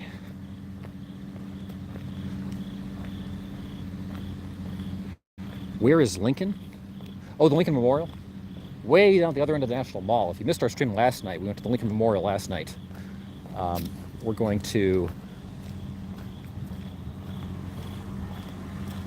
checking out the other end of the National Mall tonight. And we've got some other interesting things to see here.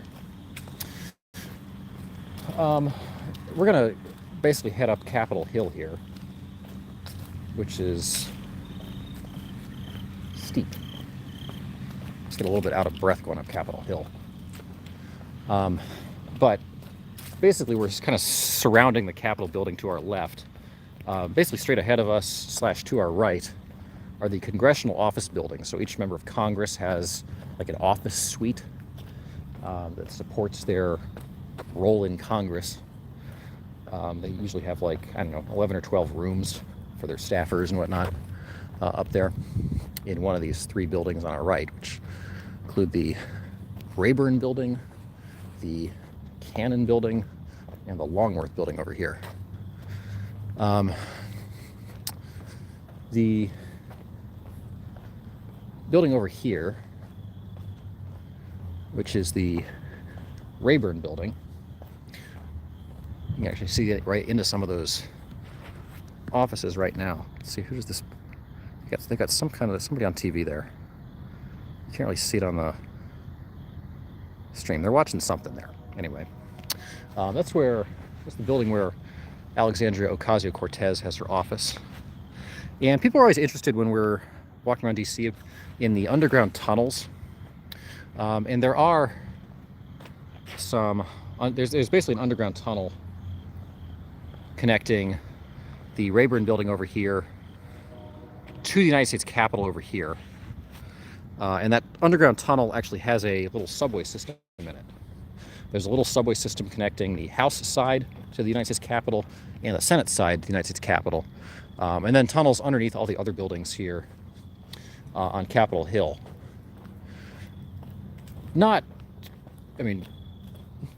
People sometimes act like they're super secret. They're not super secret. You need to be like badged in to get into the areas where those tunnels are, but you know, they're not that hard to find. So, you know, there are underground tunnels here on Capitol Hill. There are not necessarily underground tunnels throughout a lot of the rest of the city. It's really just the Capitol complex up here mainly that has them. Now there could be other secret tunnels, but in terms of ones that people know about, this is mainly where they are. And basically part of the reason that exists is so that people can not just flee when there's a big riot at the Capitol, but really so that people who are in Congress can go vote at the Congressional chamber over here. And, you know, that's something, sometimes they just want to go over like 15 minutes before the vote. They don't want to have to dawdle crossing streets and things like that. So it's a quick way for them to get over to the Capitol in order to do that.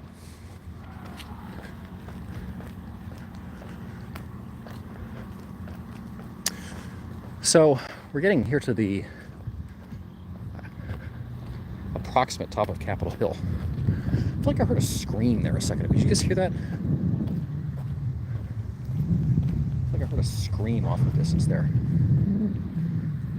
And I was noticing there were flashing lights both behind us and ahead of us. There's always stuff going on.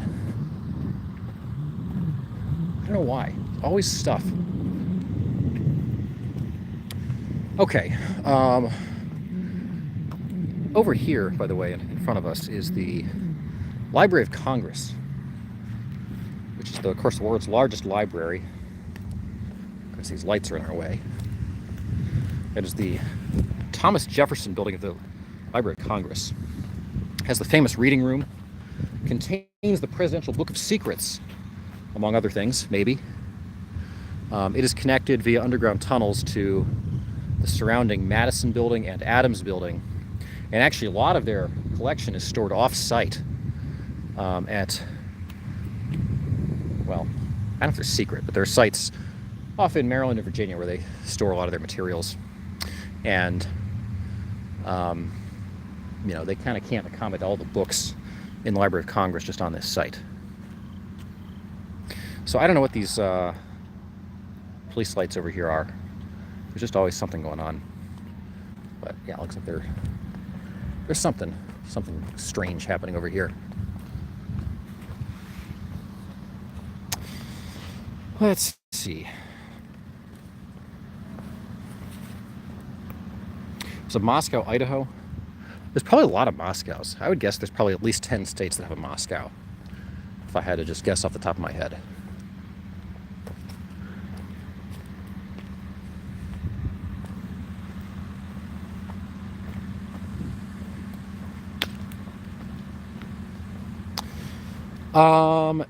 Let's see. ADSU. I just popped in any new info on the Sounds from the FBI building.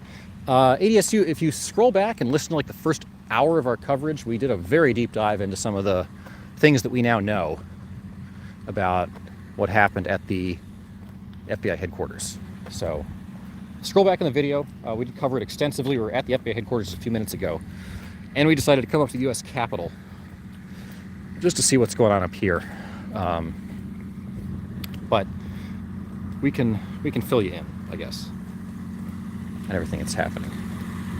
Man, the ground feels very sticky here.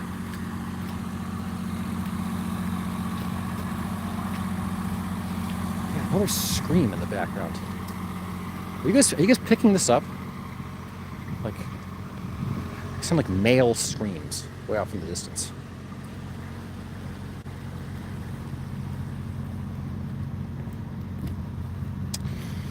Okay, let me see. Other thoughts here. I'm just scrolling through various comments here in the chat. I was trying to just kind of riff there as we were going on Capitol Hill, because it's hard for me to read the comments while we're going uphill like that.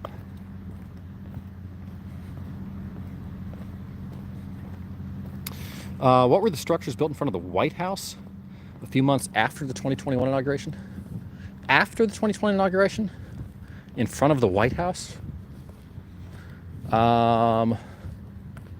They usually build a stage in front of the White House for the inauguration, where the president actually goes and watches some of the floats and stuff pass by. But I don't believe they built any new buildings in front of the White House after the inauguration in 2021.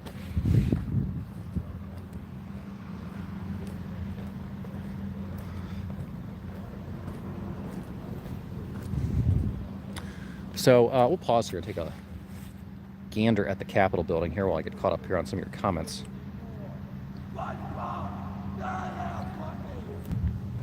Oh, okay. That's a guy screaming there in front of the U.S. Capitol. So we'll take a few steps back. If you guys caught a glimpse of that.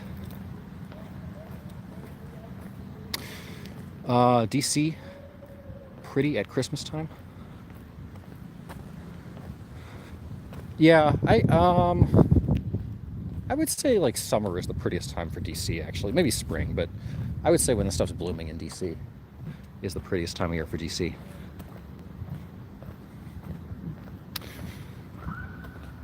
Okay, they did, yes, Linda, I saw they did voted to subpoena Donald Trump.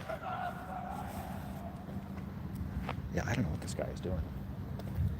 I assume you guys can hear. But, yes, there is a guy loudly screaming at the U.S. Capitol over there.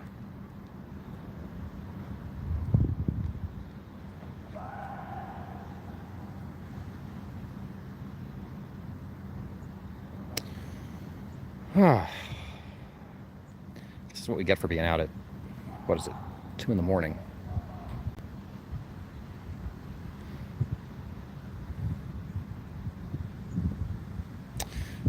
Rose, there's supposed to be a screen up.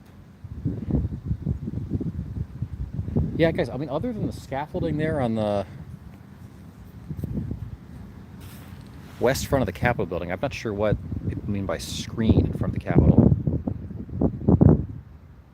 Fencing has been up for over a year, says Hoosier. That fountain has a weak stream, says D-Green. That's true.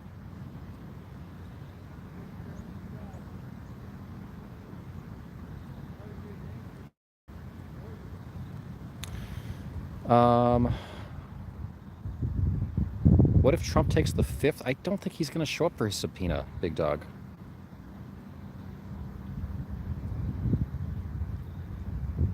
I keep expecting a zombie to run out of the trees, says Robin. Spooky.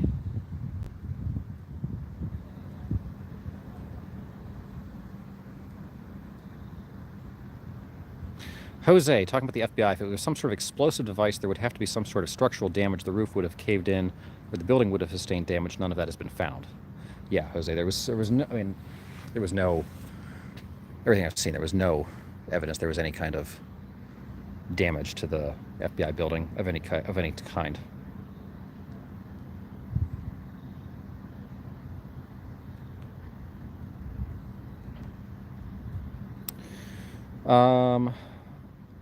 Let's see. Is a person allowed to plead the 5th when testifying before Congress? I mean, you don't have to say anything, I guess. So yeah, I mean, people do that all the time.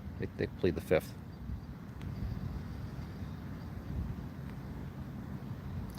David thinks that Trump will be under some form of detainment and that Vladimir Putin will be dead by the end of February.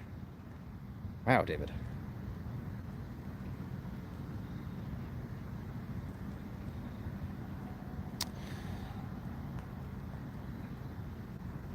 Man, it's still raining on us.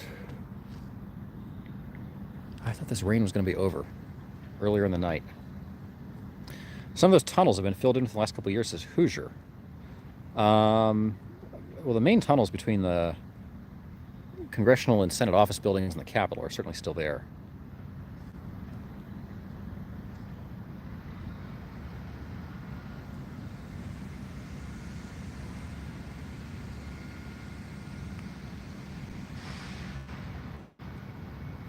Are you just pretending you are innocent or just stupid about the tunnels, says Geraldo.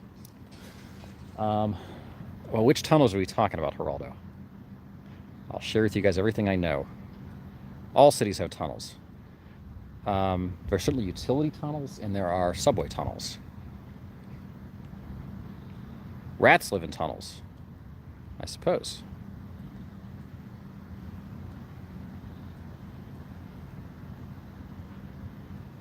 Interesting. So much happening with cops, but no people, says Terry. It is weird, Terry.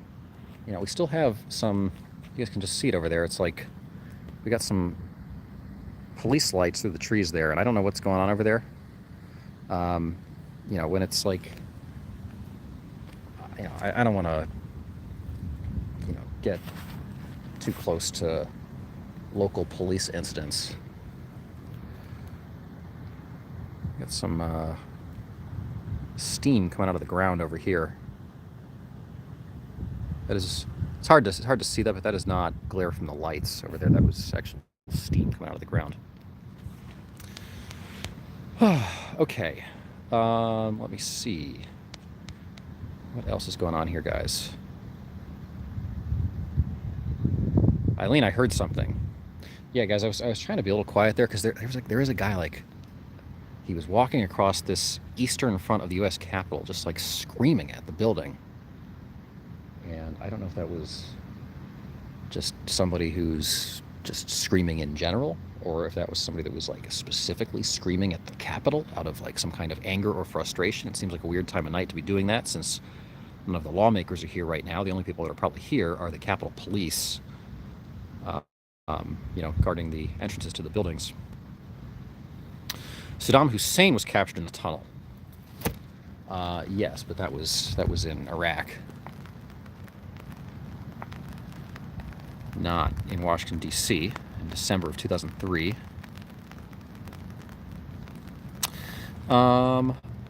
Mike Johnson, can't find you in Discord despite several search attempts. Mike Johnson, if you want to find our Discord, just go to our description here, and the link is it's the first link in our description. You can find our Discord and feel free to join that if you are so inclined. So check our description, guys. It tells a little bit about our channel. We have the link to the Discord and the link to our Duck Fund, which again is our PayPal link. Terry heard the first scream we mentioned. Mankind wants us to run toward the screams. Guys, we got to pick our spots sometimes. I want to bring you guys interesting content, but not at the expense of our personal safety. And sometimes when it's 2 in the morning, we just got to keep our wits about us a little bit as we hang out here in Washington. La Philosophe, hi. Yeah, what was the scream? Okay, people saying they heard the scream. Yeah, okay. I'm trying to get caught up here, guys. G Green wants to investigate the scream.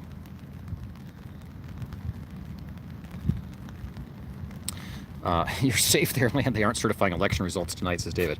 I don't know, guys. What do you think is going to happen after this election? I am curious how it's going to go down and whether or not people accept the results. Since last time I followed a noise, that was a little different. Yeah, the noise there at the FBI is a little different than a person screaming. Lots of people are becoming unhinged, says Jay Luther. It's a social collapse, spiral of doom.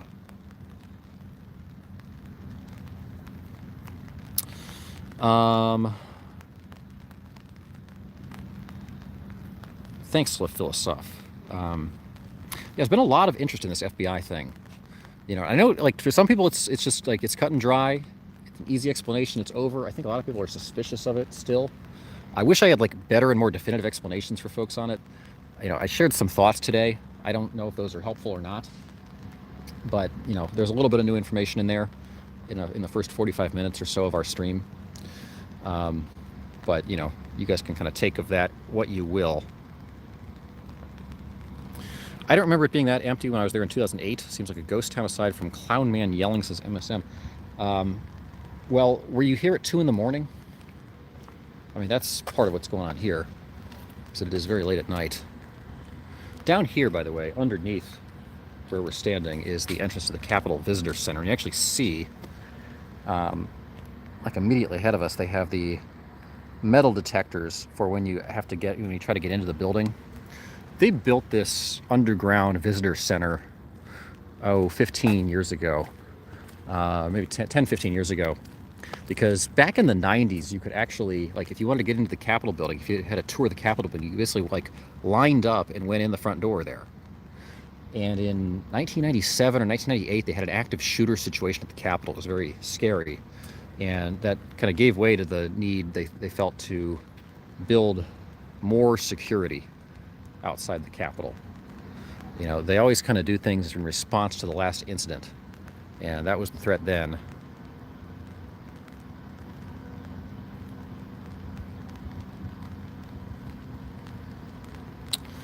I think something is going on. Yeah, the question is, what's the something? I mean, I could I could probably report that every night. So there's always something going on. Robin says, I have to go there in the spring. I love to visit DC, never been there before. In the spring. Yeah, the spring is nice in DC. It's just going to get very popular in the spring. You get a lot of school groups. Some people say they like the fall better because it's a little quieter in DC.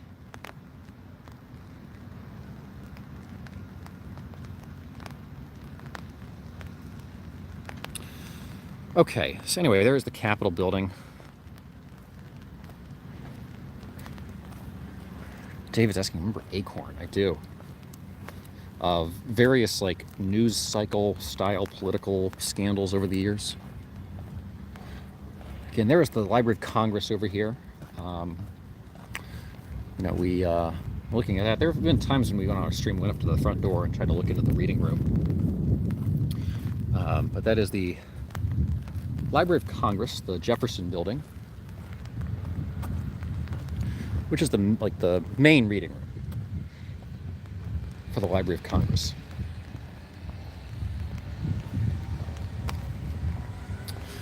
And then over here, we'll take a quick gander at the Supreme Court.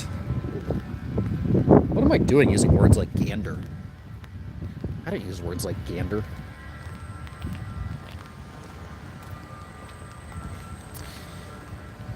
Okay.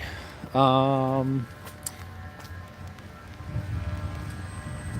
damage, no fire, just smoke, steam, says Geraldo about the FBI headquarters.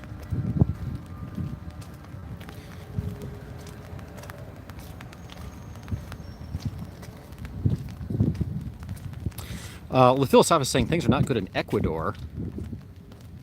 Cartels have officially invaded the country, unfortunately. That sounds not good. Are you safe? Is it affecting the government? I don't know. Give us more input on Ecuador.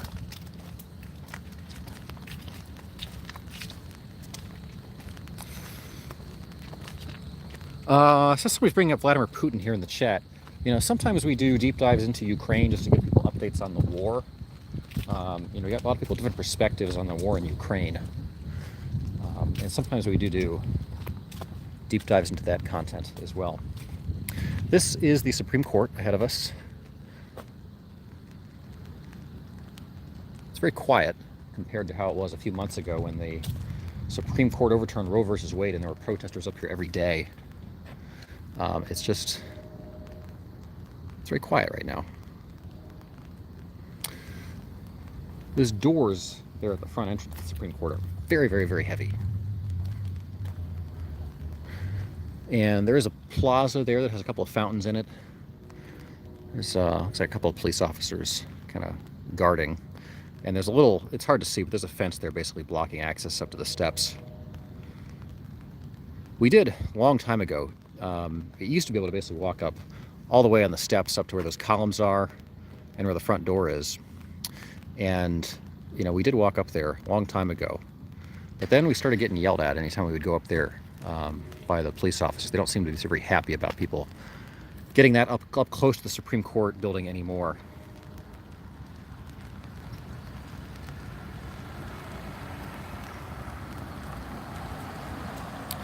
Joshua says, linked the rooftop to the underground junctions beneath the building, bypassing main public access areas, pressure waves from the charges. Speaking, I guess, about the FBI.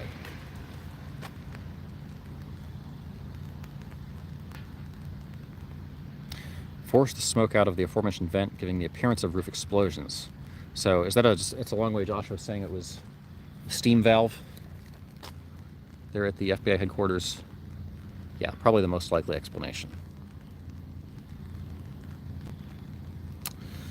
Okay. Lemon, skepticism. Maybe we're just aware and awake.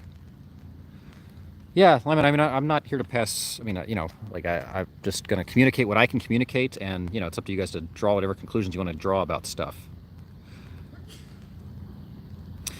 Linda, any new fencing up? I would say actually the fencing is substantially less now than it's been in a long, long, long time in D.C. I would imagine maybe before the election they'll put up a little bit more fencing. But you can actually, get pretty well around D.C. up here on Capitol Hill. John Lynham saying Lois Lerner. You guys remember Lois Lerner from the IRS? Back during that scandal in, 2010, 2011? Pleaded the fifth when she was called to testify before Congress. Yes, she did.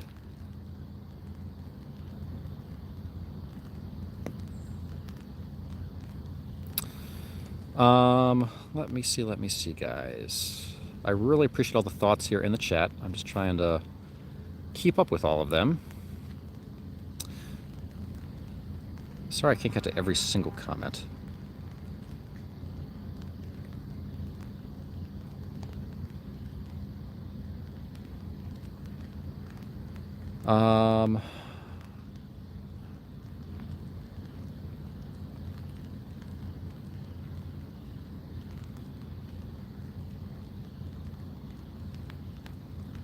Let me see here.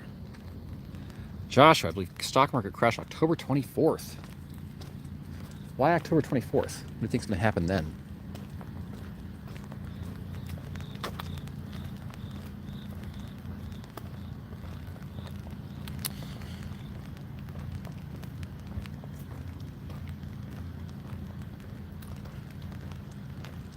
Big Dog, the economy's in the tank. Crime is through the roof. So who knows for sure? I don't even know who knows for sure about what. Yeah, I mean, we haven't really talked on our, we've been covering this news here in DC this week. We haven't really done, just sort of general coverage of the economy and the state of the country in a while. But yeah, the economy's not good right now. Stock market's been a little all over the place.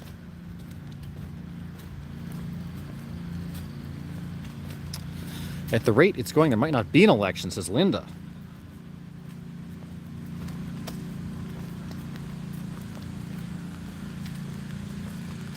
John, did you ask any police officers in the area what the explosions were? John, there were no police officers in the area. There were police cars. There were always, 5 or 6 FBI police cars parked in front of the building. There really were no police officers in the area. The only people that were in the area were the regular officers that guard some of the surrounding buildings, like the Department of Justice and the FBI headquarters.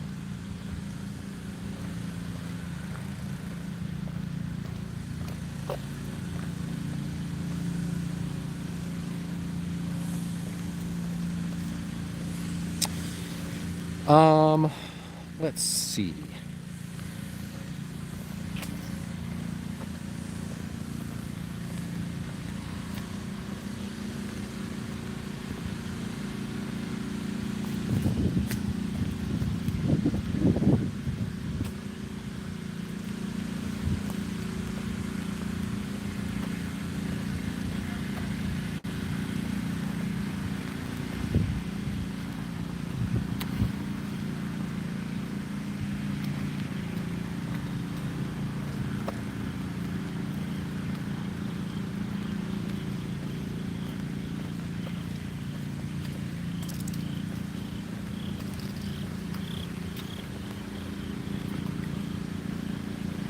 Geneva Beach has cherry blossoms. It's a thing that happens in DC when it's springtime. They're pretty. I find the cherry blossoms in DC awfully overrated, though. People come down in droves to the tidal basin in DC to visit the cherry blossoms. And, I don't know, it's just like they're blooming. I just find that weird. There's so many amazing things to see in Washington. And yet that's what draws out the locals. I don't really get the cherry blossoms, honestly. Anyway, we are walking back here on the east side of the Capitol. A long time ago, this is where the inauguration used to happen up here on Capitol Hill. They moved it back to the west front of the Capitol. But when Abraham Lincoln was first inaugurated, this was where he was inaugurated. Of course, when Abraham Lincoln was first inaugurated, the dome was only partially built. The dome didn't get finished until basically the end of the Civil War. So, Up on this side of the Capitol, there's basically the Congressional office buildings. We looked at the Library of Congress and the Supreme Court.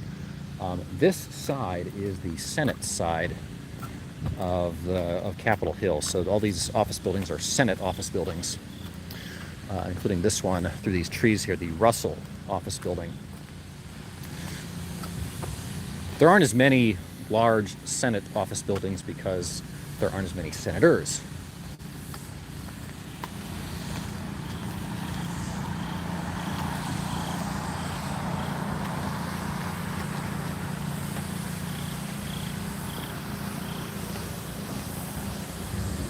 Anyway, it's a pretty building.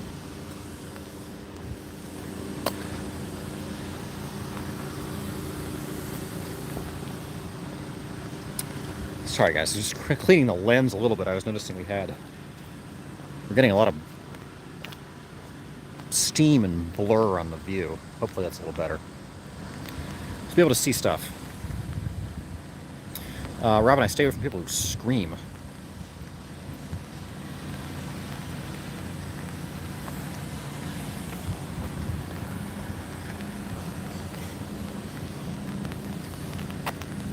Breaking news, Land is the only midnight reporter in D.C.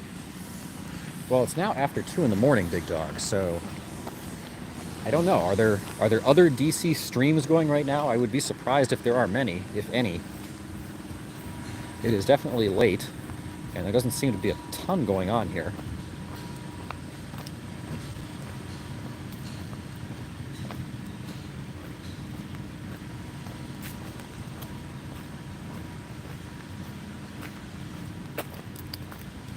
King Tide. It sounded like a firing squad on the roof of the FBI. I mean, who were they, like, if that was a firing squad, who were they executing? Like, that went on for, like, as best we understand, like, somewhere between 6 and 8 hours. And it was, like, every 10 or 20 seconds. So, if somebody want to do the math, if that was a firing squad, how many people were they killing? That's like 180 people per hour. Let's call it a clean 200 people per hour. We're talking like 1,200 to 1,600 people were being executed on the roof of the FBI building. What did they do with all the bodies, if that was the case? And, like, how do they manage to cover that one up? That's a lot of people.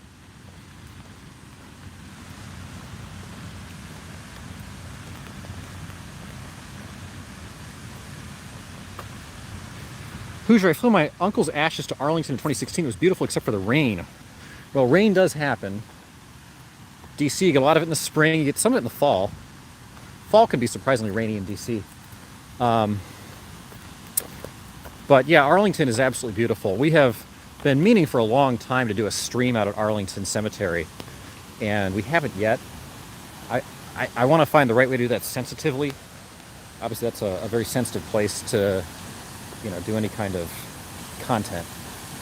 And I haven't really stumbled on quite an appropriate way to do that, but it is a very moving place for sure there at Arlington. This fountain changes colors here in front of the Senate. Very slowly, I guess. Of course, then there's a Capitol building back here.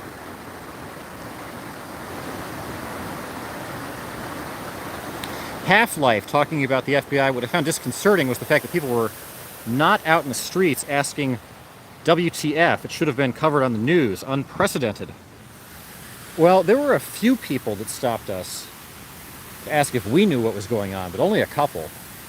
You're right. I mean, it was the middle of the night. There aren't a ton of people out and about in downtown DC in the middle of the night. There are residents down there, though, and I'm surprised not more of them freaked out.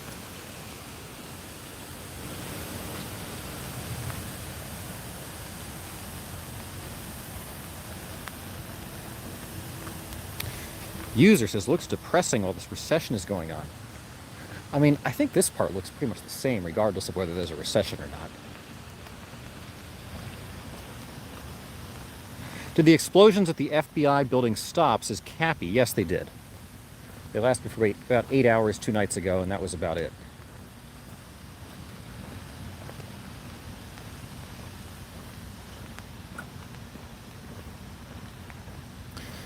Okay, Moniker wants to increase the FBI's budget.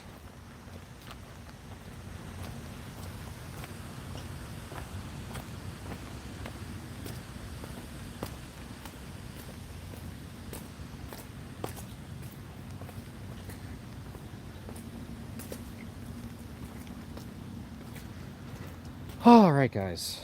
Let me see what else we have here in the chat.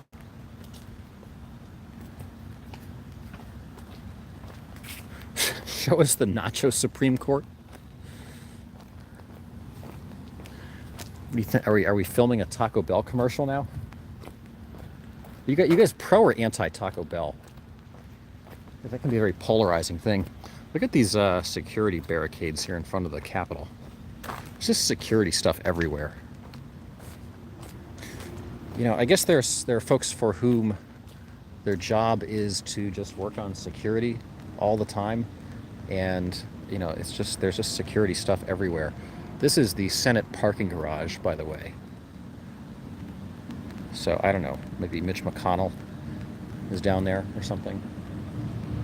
Look at a bunch of weird pickup trucks over here.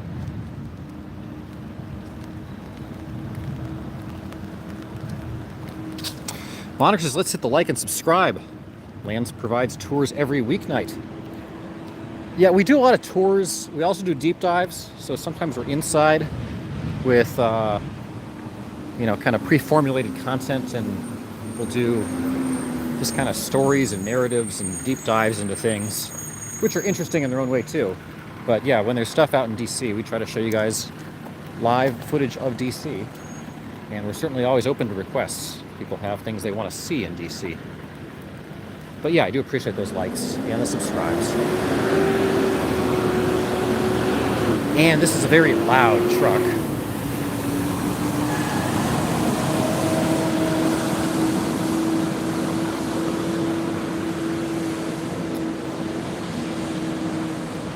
Still strange that Land is the only reporter who covered the noise of the FBI the other night, says Big Dog. I just don't think many people were out, Big Dog.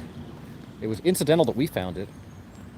And it was kind of only because we were, I mean, I guess they said it started as early as like 8:30 at night, but I don't really believe that. Because I think if it had started that early, more people would have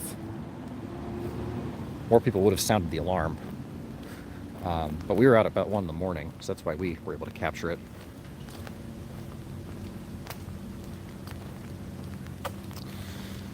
Okay, guys, I gotta like get caught up here in the chat because I'm behind. And it's not as interesting a conversation when we can't have like a live conversation.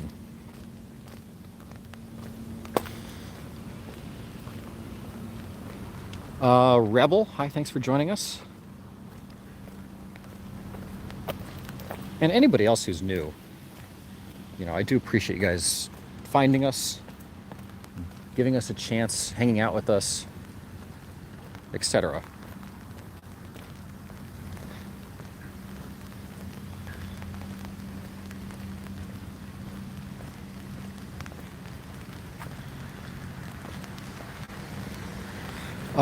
I didn't interview any of the attending officers on the street. I don't know what you mean by attending officers. I mean, there were no officers at the FBI. Or the streetwalkers. Well, the people who talk to us. Watch our footage, there are people talking to us.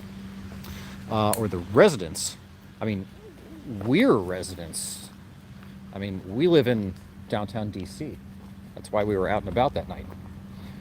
Because it was convenient to us.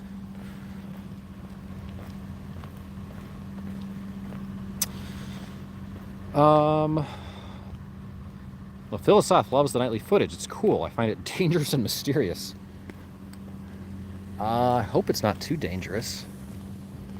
I don't know. I guess we'll find out someday, I guess.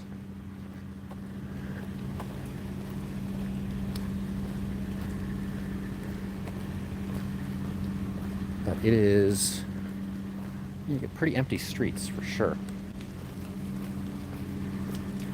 Just depressingly rainy tonight, though. It's just exhausting, you know, walking around in the rain. It's like, it's the weird kind of rain where you don't really know if you need an umbrella or not. So I keep like opening and unopening the umbrella.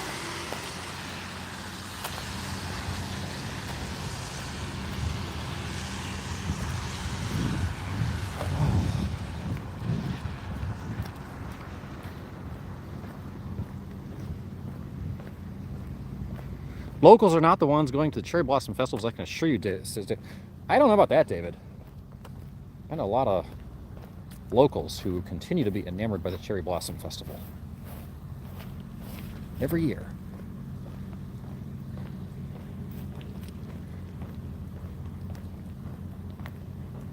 Has there been any media coverage of the FBI explosions? If so, where?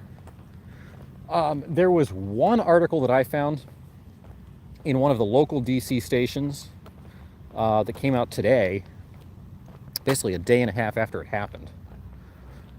And it didn't really say anything that we didn't already know.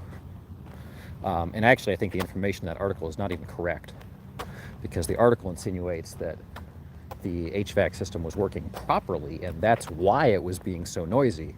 And I don't think that is the right answer.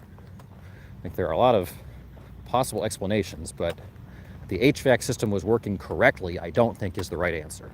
But that is what they say in that article. And it is inconsistent with the information being peddled in a few of the other sources. So,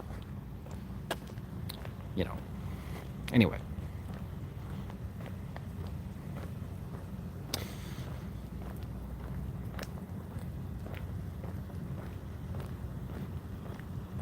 What exploded? Oh, yeah, watch our videos from a couple nights ago. See the loud booms there at the FBI headquarters.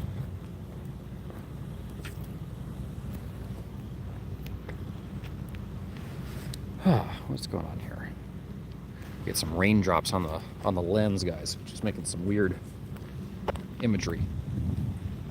Anyway, there's the Capitol building. This is a large parking lot where the Capitol Police park here. This is the terminus of Pennsylvania Avenue as it hits the Capitol building. Basically, if you turn around and you follow Pennsylvania Avenue all the way down, you'll basically dead end into the White House approximately. This is basically the route that the president takes for the inaugural parade, going right down Pennsylvania Avenue here ahead of us. And about halfway down, before you get to the White House, is the FBI headquarters, which is obviously where we were the other night and where we started our stream tonight. So if you missed our coverage of the FBI tonight, we did check in at the FBI a little bit earlier. It is a rainy Thursday night in October, not many people out. Yeah, that's true.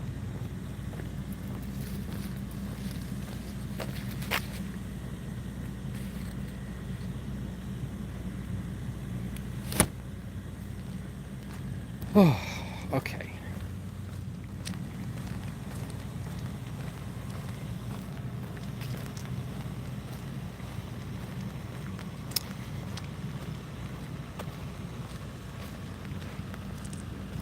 Oh, okay. Lou's talking about the potential there was a firing squad there at the FBI. Maybe it was they were just shooting one person, one digit at a time all night.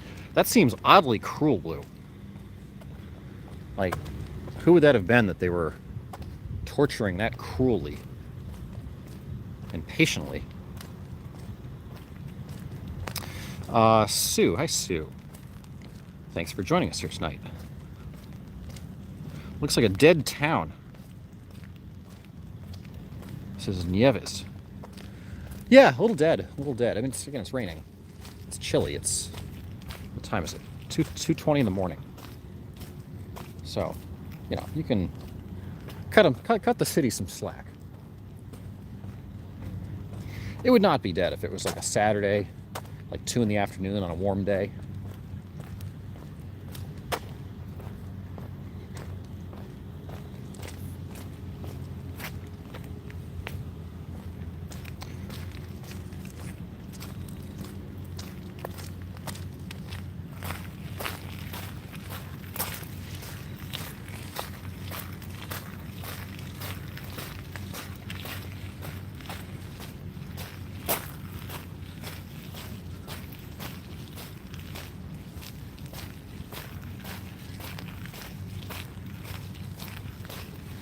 You know, we're on the main part of the National Mall now, and when it rains, this gravel becomes very loud. You can hear it under my feet here.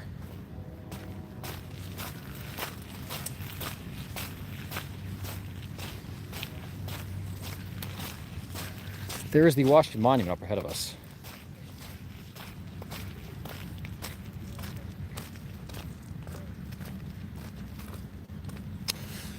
All right, let's see. Sue says, love fountains. Must have been from when we were visiting the fountain there a few minutes ago. So I got to get caught up here in the chat again. David, I was pro Taco Bell in college. Now I realize the meat is mostly awful. Okay.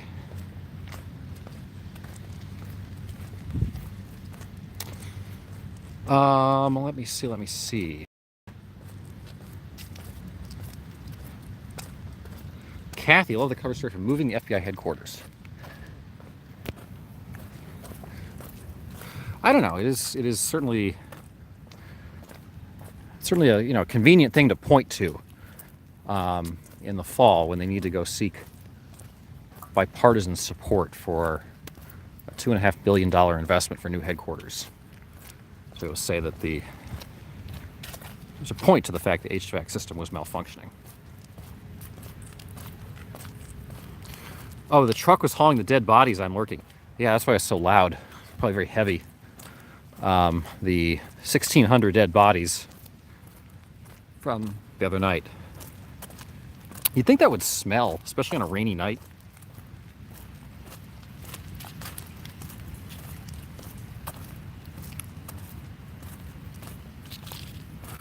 You would think if they owned a new building, they'd want media attention.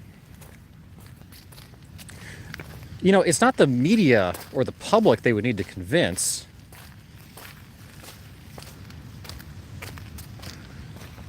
Though, I mean, I don't know that they necessarily would need that.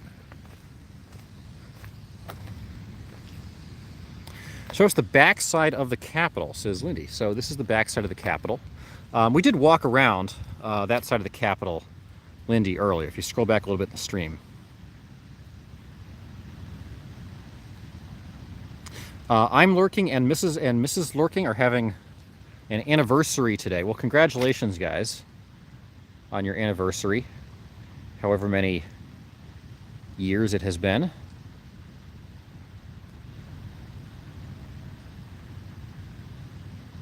Congrats, Land and Mrs. Land. Wait, is it our anniversary? Did I forget it was our anniversary? Boy, I'd be in the doghouse, wouldn't I? I hope it's not our anniversary. I gotta check a calendar. What date is it? Oh, that would be embarrassing, wouldn't it?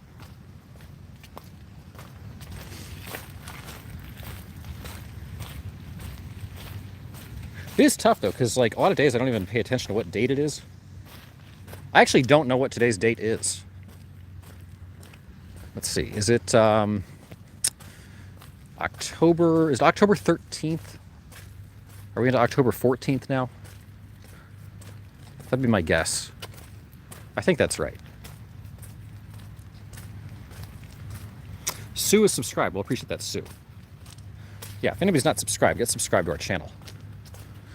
We are risking the dryness of our feet to be out here providing entertainment for folks tonight. So we hope you appreciate our sacrifice. I say that facetiously, by the way.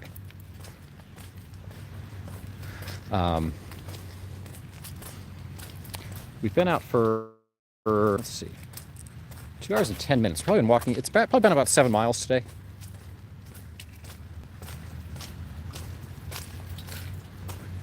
This is the Autism Speaks walk we're setting up for here on the Capitol, I guess.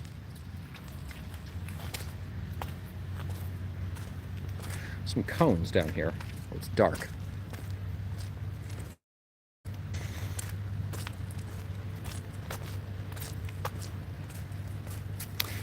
Let's see.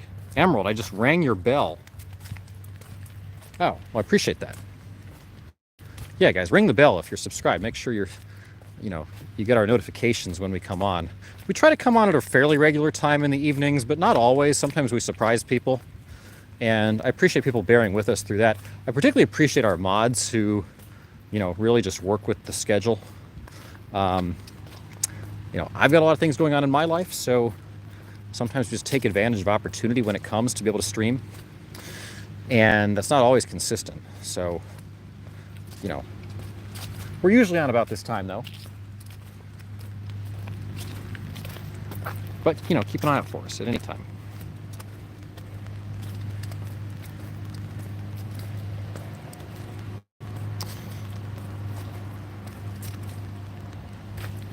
Pressure release valves only blow once until reset, so you think it was not a pressure release valve?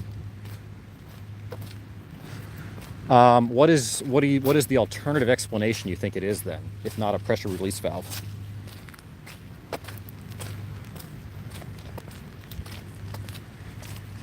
I've always been a fan of Taco Bell, says LaPhilosophe, but now not so sure. Is vegan or veggie food at Taco Bell worth it? I wouldn't imagine it's very good, but I don't know that. Maybe it's awesome.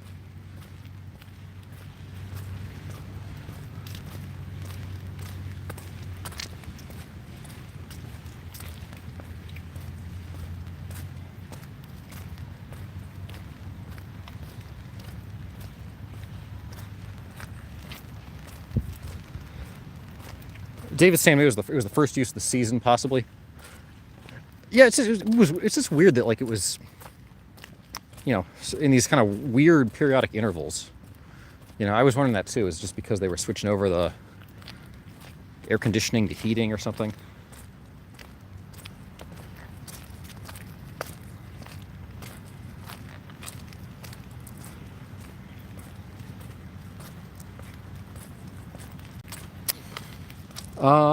Let me see.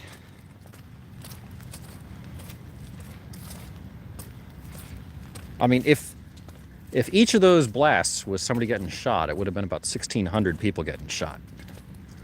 So, who were the 1,600 people? Maybe they were aliens.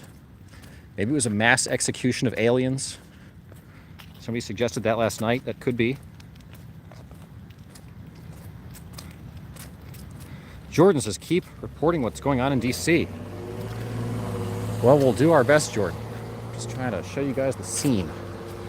And it's a little harder when it's raining like tonight.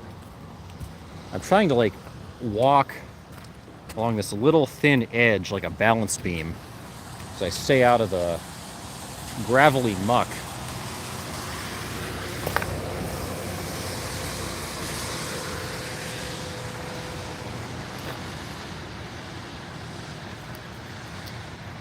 Okay, it stopped raining again, kind of. This has been the most frustrating rain tonight. By the way, we're kind of surrounded by Smithsonian museums. There's the Air and Space Museum, which is the most popular and most visited Smithsonian museum over here. Over here is the Museum of the American Indian. Of course, there's the Capitol building.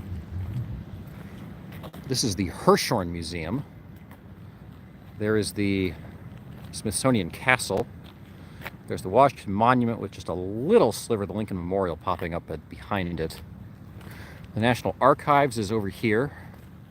So we're really kind of in the heart of it all here.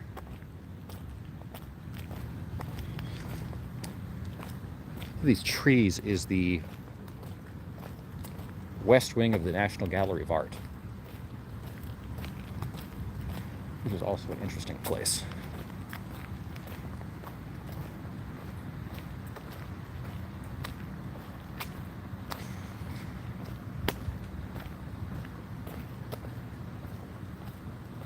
Astros beat the Mariners to take a 2-0 lead today. So there are baseball playoffs going on right now. And on our normal streams, we do try to keep up with that a little bit. The last couple nights, there have been first couple games of the divisional series. So let's see. Yeah, the Astros are up 2-0. That's a shame. Not surprising, but a shame. Dodgers and the Padres, I believe, are tied 1-1. One game apiece.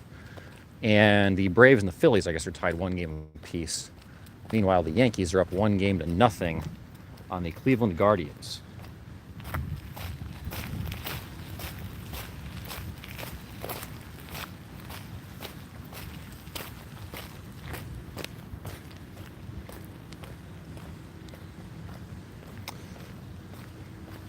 Half-Life wife says, I'm telling you, they were shooting evil alien clowns as they came through the portal as they moved from Roswell, New Mexico, and appeared back in the 40s. So you think that there was a portal in Roswell that maybe they moved into the FBI headquarters to catch aliens as they came through the portal, and maybe there was like a massive influx of aliens happening the other night, and every time they came through the portal, rather than try to like store them or investigate them, they just shot them on sight and, like, you know, maybe just blew them up with a cannonball or something on the roof of the FBI headquarters. That sounds very plausible. You know, if I had to take a guess.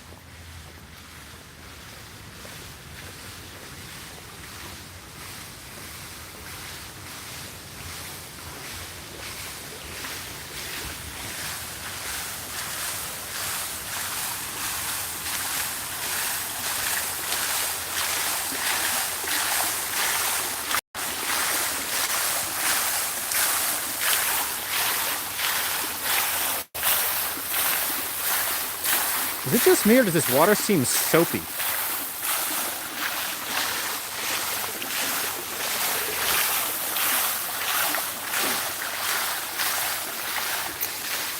Boy, I don't know. It's like a soap fountain. It does feel actually on the hand a little bit like soft water. There's soap in that fountain. That's strange. So many little strange things in DC. You know, we probably counted a good half a dozen police incidents in an empty city tonight where there were, you know, police lights off in the distance. There was a guy screaming and yelling at the U.S. Capitol tonight, very bizarrely.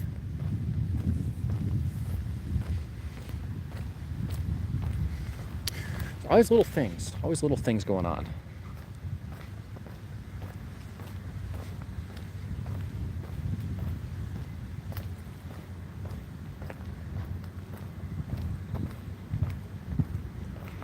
All right, let me see, guys. What else do we have here? I'm going to make sure I don't get too far behind in the chat, and I think I'm way behind in the chat actually right now. No, I'm only about 8 minutes. Okay.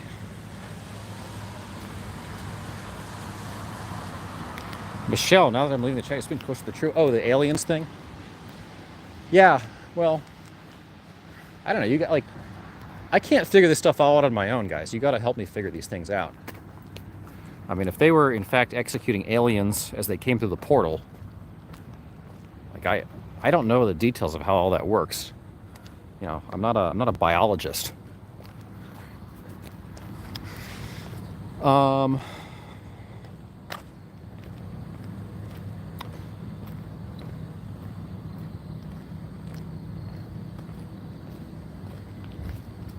Oh, I was congratulating I'm lurking on an anniversary, and I'm lurking was congratulating me about an anniversary? I don't know. Okay, guys, let me see what else.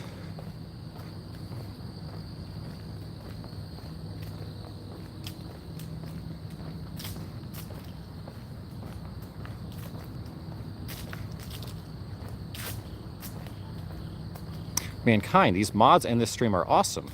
I've never seen anything like this channel. Well, guys, if you enjoy our content, you know, tell your friends, spread the word about us. Obviously, we love the engagement with folks. It's been a little clunky tonight, and that's because of the rain.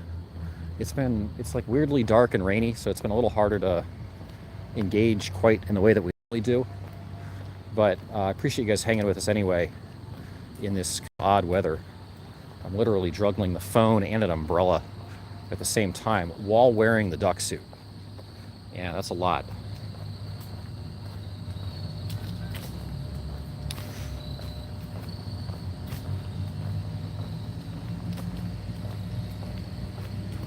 Do my mods have life insurance? I cannot answer that for them, but I'm sure they'd be happy to fill you in on whether or not they have life insurance.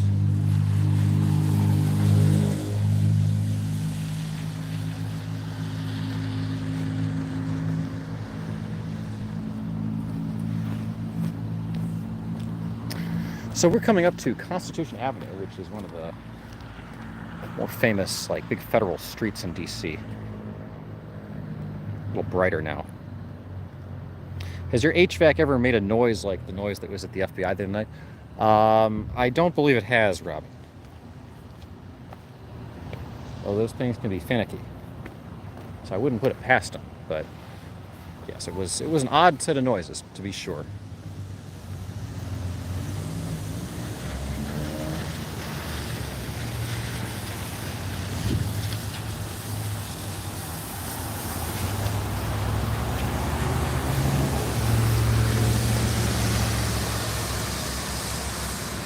Um, 1600 alien clowns.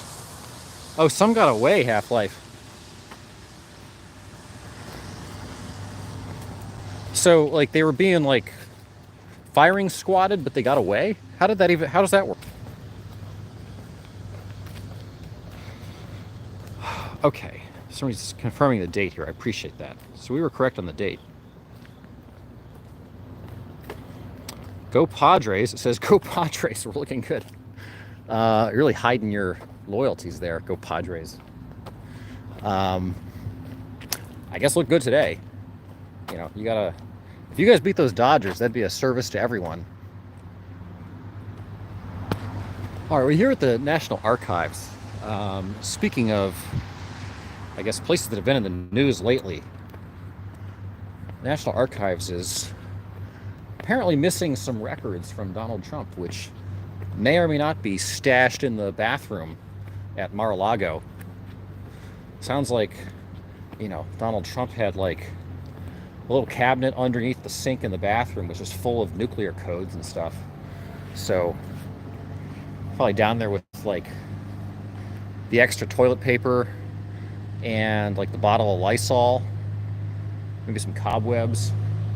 Every time there's like a little problem with the sink, you know, you get some of that mucky water all over the papers that have the nuke codes on them, and the nuke codes get smudged, and then it's hard for him to read. So, you know, when we're trying to nuke Putin, we can't even figure out like how to do it right because Donald Trump had the codes stashed there under the sink.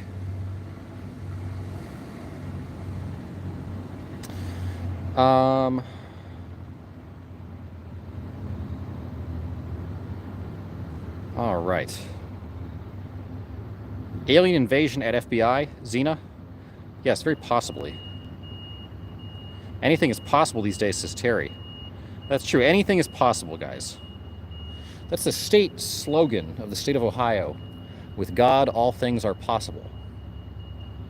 So never discount anything because it seems impossible. Might not be likely, but it is possible. Anyway, we're here at the National Archives, and this door to the National Archives is extraordinarily tall. I think we calculated one time, we think this door is about 37 feet tall. And I don't know, is there a 37-foot person we think needs to find their way through this door? Maybe it's for the T-Rex. How tall is a T-Rex, guys? We were talking about the T-Rex that was chasing us the other day after our stream. It was pretty cool, actually, the columns here. Outside the National Archives, of course, this is where Nicolas Cage came in and absconded with the Declaration of Independence. I guess they were able to retrieve that.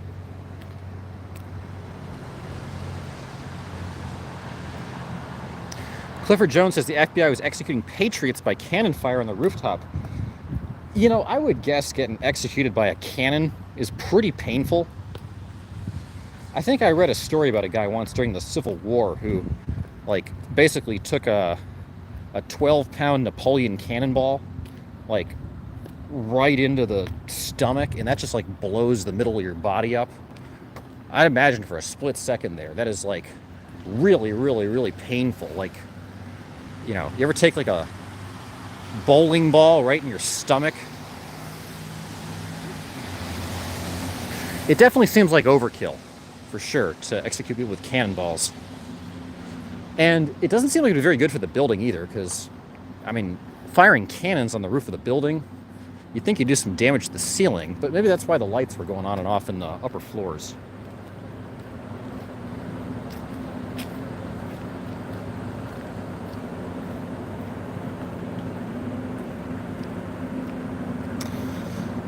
All right, let's see. What now? We'll go back into the downtown. It's a little bright there. So I find it a little more intriguing.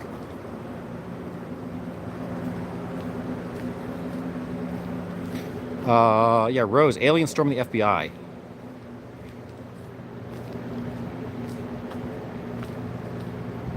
John, hi, thanks for stopping by. Good weather for a duck. Yeah, I guess I shouldn't be complaining. Emerald, I've never seen your duck suit.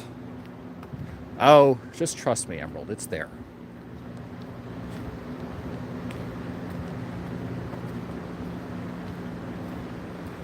Hearing land waddle for over 2 hours makes my legs sore, says I'm lurking. I will tell you, I don't know what it is. It is more tiring in the rain.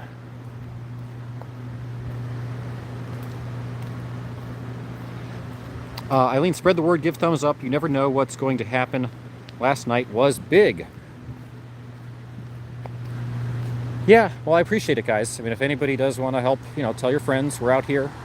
You know, we'll be... Probably next week we'll be live with some kind of more deep dive coverage where we can actually, you know, sort of really dig in sort of more of a formal way into some of these topics. You know, obviously it's going to take a few days for us to kind of really sort out everything that we have gleaned from these rather surprise events this week. But I'm always open if people have stuff to share with us. You know, you can always email me at landspeculation@gmail.com or reach out to us on our Discord. And again, if you have not joined our Discord, that link is in the description. It is the first link in our description. And we certainly welcome people to join and hang out with us there, even when we're not streaming. It's a great place to do that. And you can certainly share things with us if you are so inclined. And while you're at it, you know, if you're watching the stream tonight, as always, do appreciate those likes and the subscribes on our video. So if anybody hasn't dropped a like on the video, I do always appreciate those. And if anybody has not subscribed to our channel, please do get subscribed to our channel, because we're out pretty much every night of the week, and we hope it will be worth it and interesting to you. And the worst thing is you can unsubscribe, but you know, anyway, get subscribed.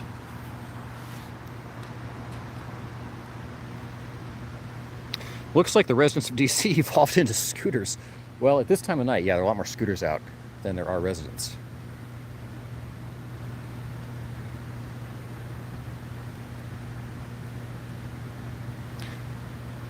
Oh, Trump took Obama's birth certificate? Is that what he was hiding at Mar-a-Lago? I don't know. Could be. Could be. We're crossing, by the way, Pennsylvania Avenue. And again, the Capitol building is there in front of us.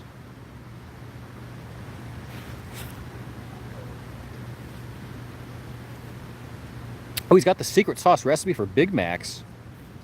Well, I mean, I think people can figure out how to do the Big Mac. It's just the sauce that's a little hard to figure out, although you can order Big Mac sauce.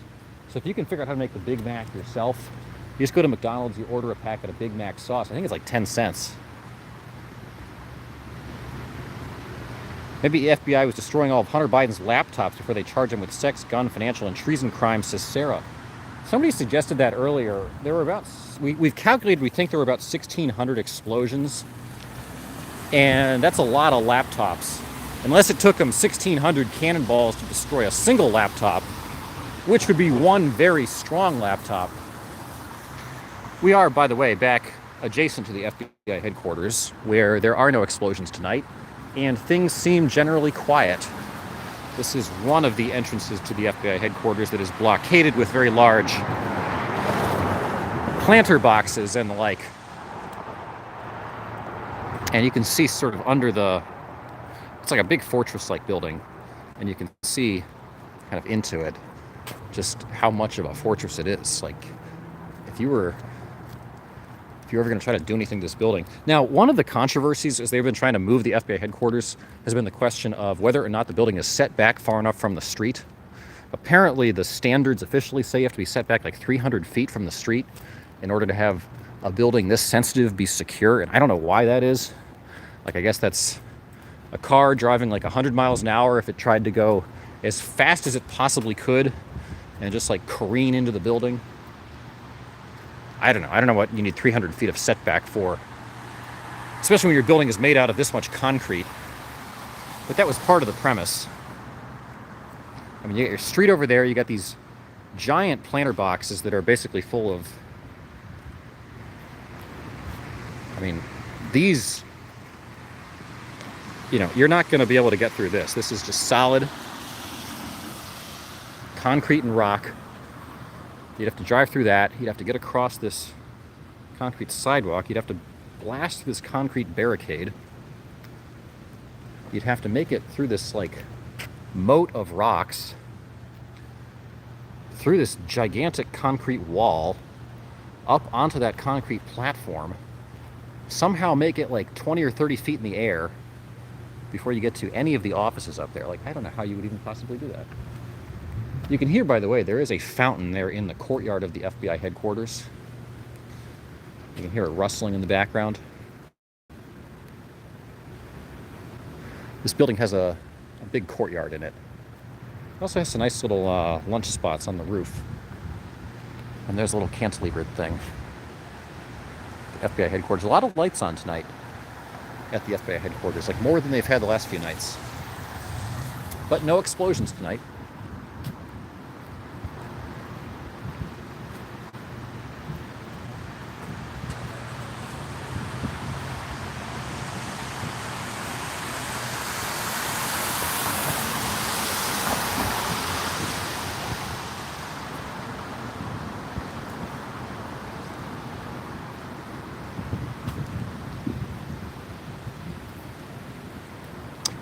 Terry door at the National Archives, there's for the giants they forgot to tell us about.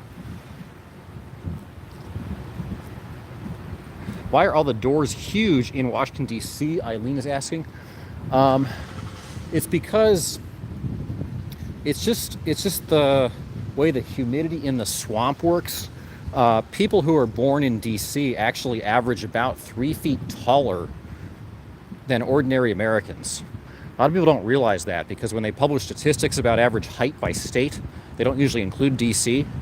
But people in DC who are like born here, and there aren't that many people who are born here, but they actually average about 9 feet tall.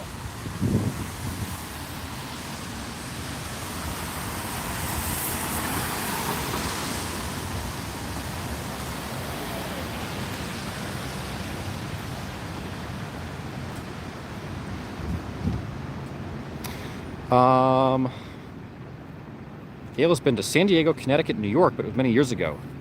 Not DC. Well, you know, we do try to share with you guys some of DC as we can. And, you know, last night we shared to share with you guys the Lincoln Memorial and the White House and things like that. And we just kind of try to make our way around periodically. It's wherever we can walk to. I mean, there's some places we can't walk to. But, you know, do the best we can. Cannon flesh wounds are even fatal, says I'm working. Yeah, that sounds pretty bad.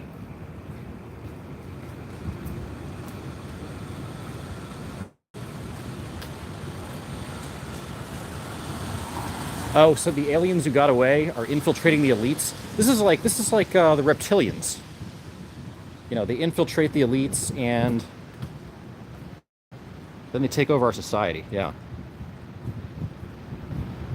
Tall doors are for the giants.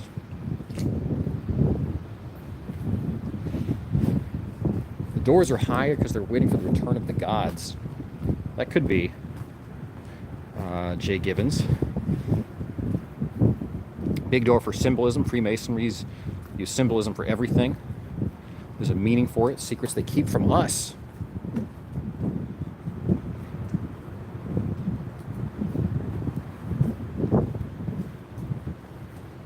Mankind is surprised the news didn't try to blame Trump for the HVAC malfunction.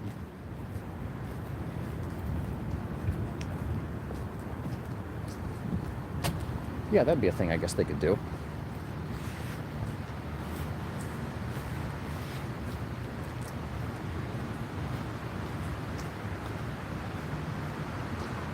Rose, it's cool to see DC at night. Never been there. Yeah, if you guys missed our stream last night, we did a lot of the DC monuments and stuff last night. We kind of did the capital end of Washington tonight, but last night we got to see a lot of cool monuments and stuff. So, you know, we'll get back out and see more stuff on future nights. So another good reason to subscribe.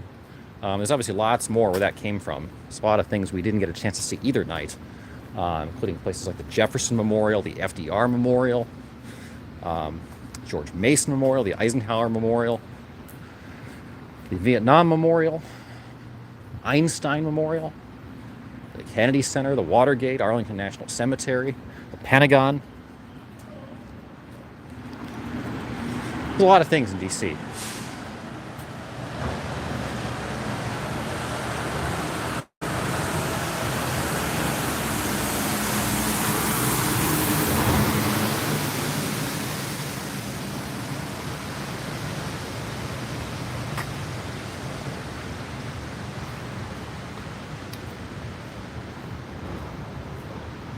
Thousand Island dressing is the special Big Mac sauce. Yeah, it doesn't seem like quite exactly that, but it does seem close to that.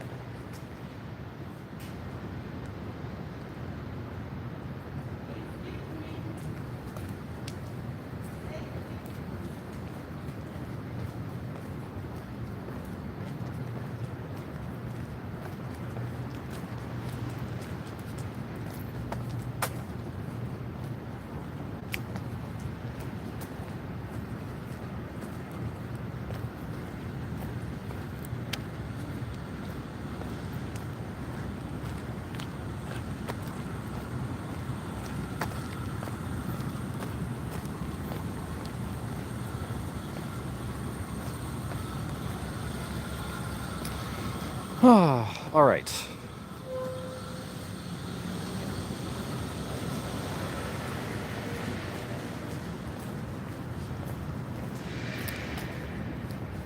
Did I pack a snack?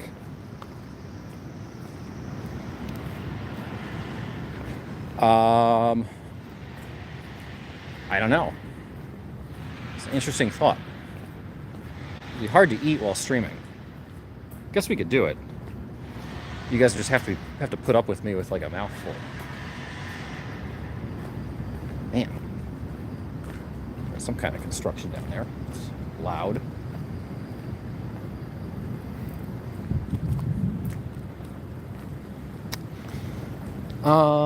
Land is lost in time again.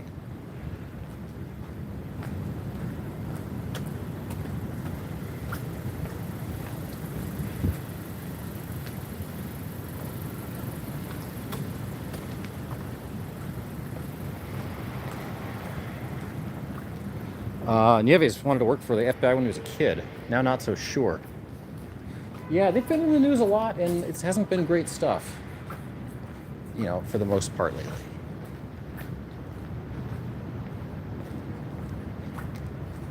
I need a segue. You know, actually, Kim, that would be pretty fun, actually.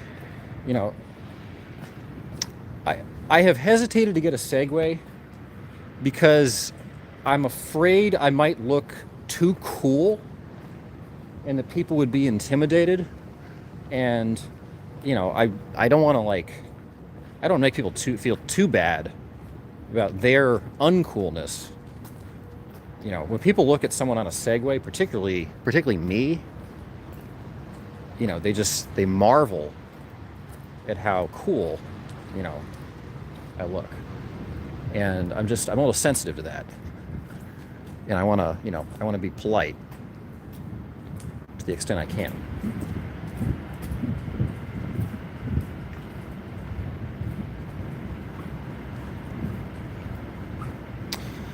Okay, Sarah's giving us claps.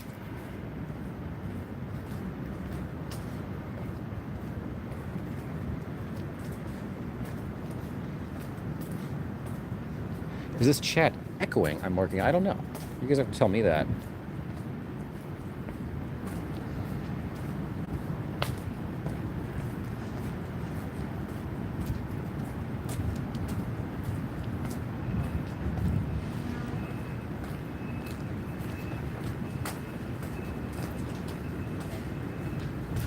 I'm keeping an eye out for rats, by the way. There are usually giant rats on the streets of DC. We are traversing adjacent to Ford's Theater, by the way. This is the Ford's Theater where Abraham Lincoln was assassinated by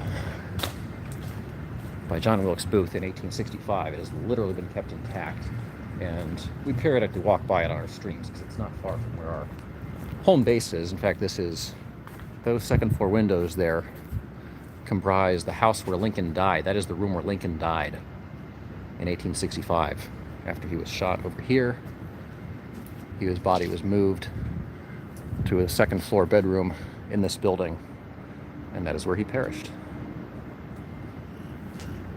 Which is pretty remarkable to have that just like right here in Washington. And of course next door they're selling bobbleheads of Abraham Lincoln. So I guess there's a statute of limitations on the sensitivity.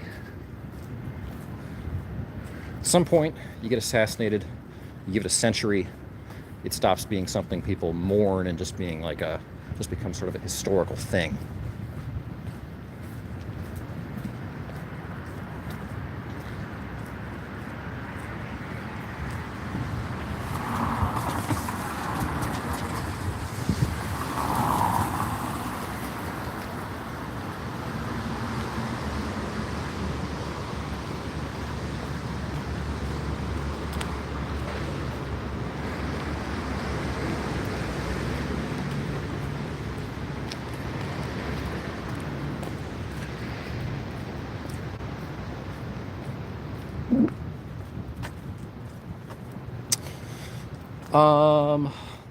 Let me see. This looks like Seattle. I don't know. I've been to Seattle. I don't know if DC reminds me that much of Seattle. Downtown has far fewer really steep hills.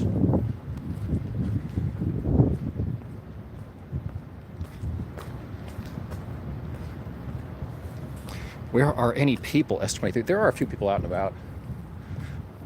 Again, it's like 3 in the morning, so keep in mind that it's 3 in the morning.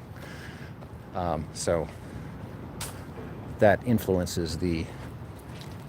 Oh, geez, that is a giant rat. Did you guys get a glimpse of that? That was enormous. Where did that go?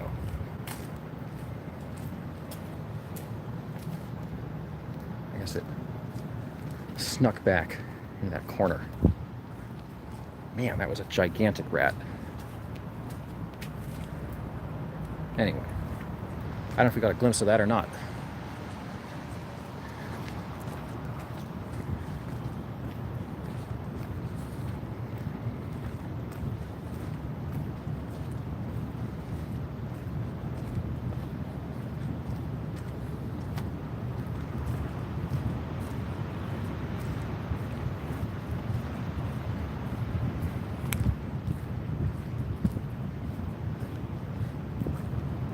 Are many of the restaurants in DC still closed after the pandemic, says Hoosier?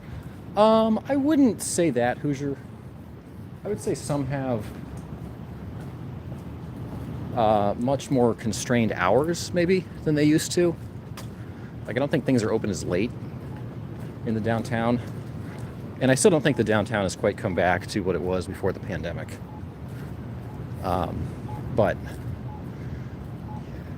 there are things that are... I would say most everything's open. A lot of things closed permanently during the pandemic, but everything that was like temporarily shut down is reopened.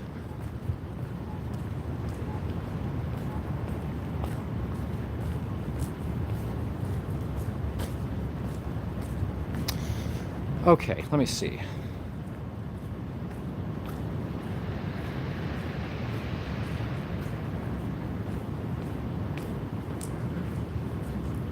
Oh, Donna wants to talk about Dick, my friend.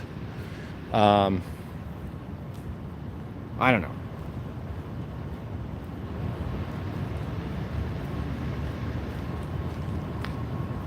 Rats, is that any different from the daytime? Well, they're not as usually as quite as out in a, I mean, the rats come out more out at night. They're not out as much during the day.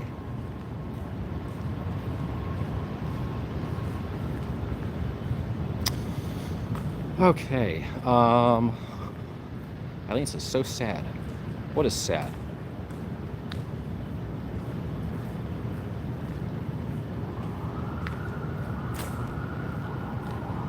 Land, you and Dr. Clown of Media Bear share a brain, I swear. You're good. It's a gift to be able to do what you're doing. It can't be taught. Very informative walkabout, too. Yeah, I feel like we haven't done that much, like, informative history stuff tonight, but we try to. Every stream outdoors is a little different, and I can never quite predict how it's going to go. It's part of the adventure of all this, is it does, change it up night on night, a fair amount.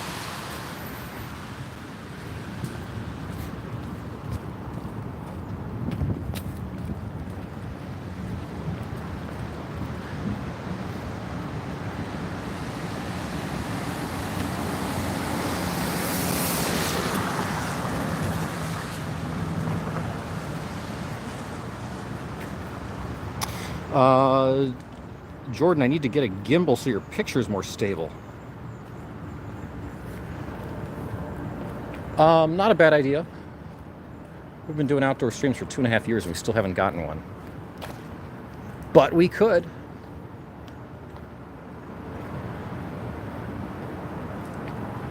Civil rights leaders were assassinated. I believe that is possible, guys.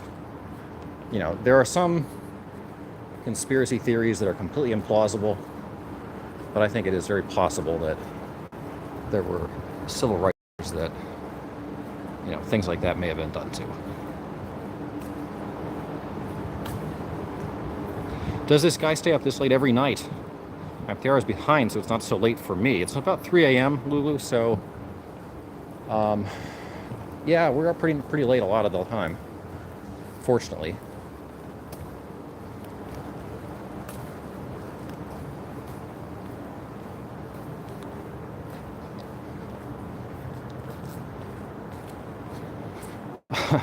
Run for your life because the rat. Not that scary. In fact, he seemed pretty scared of me. That rat kind of freaked out when I showed up. Like he was chilling.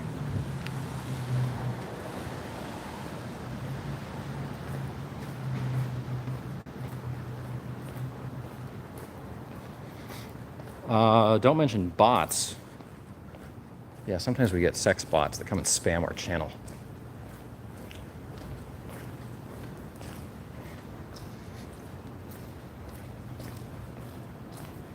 Do you have to have a mask on indoors in DC? No, not anymore. They kept that in place for a long time, but it is not in place now.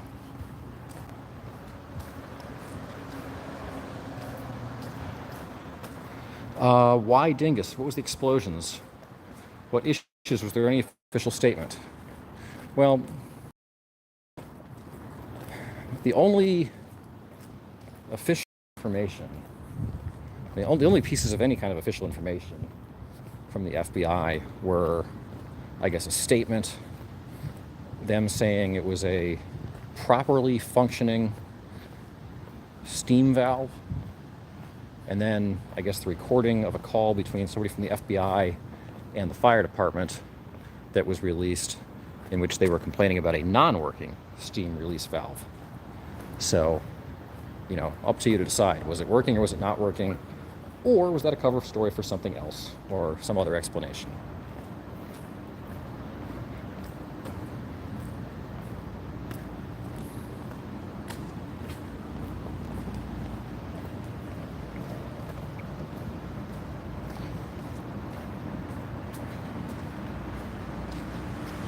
Oh,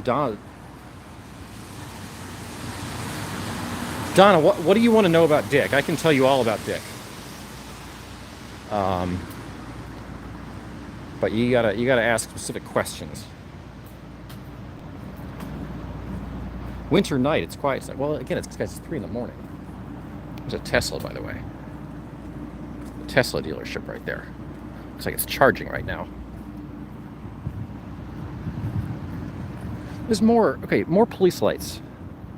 This is what happens is all the time is police lights in DC at night. Just nonstop.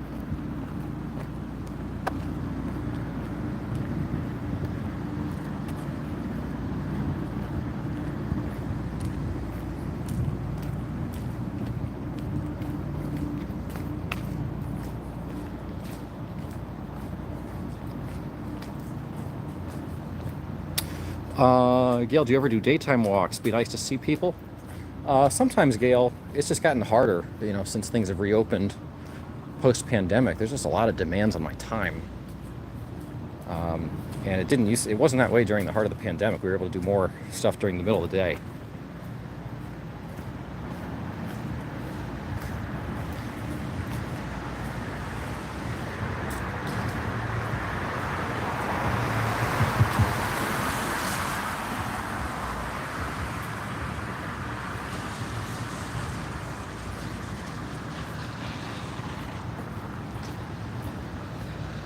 David, long walk. You know what the explosions were? What were the explosions about, David?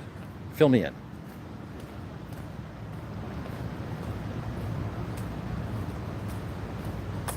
Does Land do this every night? He sounds so wide awake. I try, Lulu. We're not always out quite this long, but we try to come out every night, almost every night. At least Monday through Thursday, we try to do regular night streams. Again, we're not always outside for them. Sometimes we're inside doing deep dives into various subjects. But yeah, we do try to stream basically 4 nights a week at least. Sometimes more. We streamed last Friday. And sometimes we would do like 2 in a night.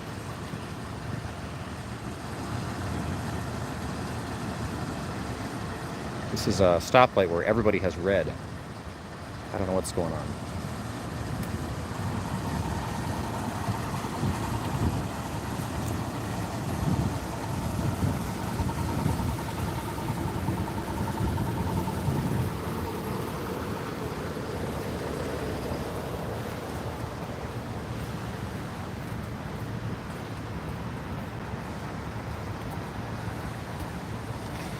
Are you used to working a graveyard shift? I do a lot of work overnight. Oh, jeez. Did you guys see that one? Another giant rat. I think we just maybe got a very slight glimpse of that one. Man, they are everywhere. Just gotta stay alert. Find them. Land has a great voice for radio.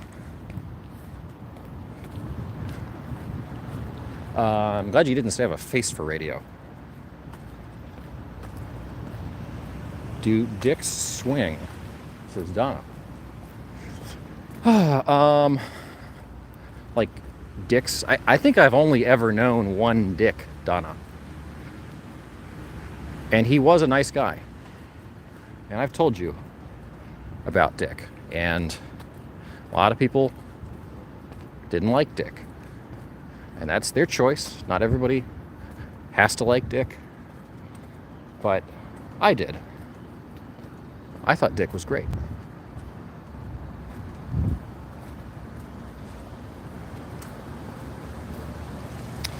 Your stream is all over TikTok. That's how I found you, says Winter Night. Well, I'm glad you found us here, Winter Night. I know a lot of people had snipped little portions of our stream and were claiming it as their own. So, pass the word. We were the original on the FBI stuff anyway. So.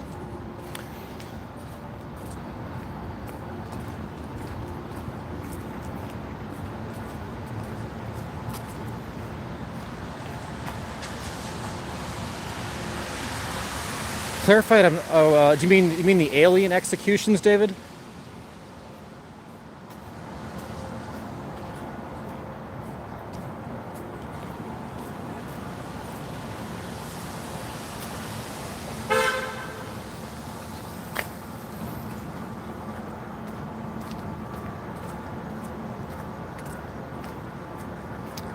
Oh, okay, Emerald saw the rat.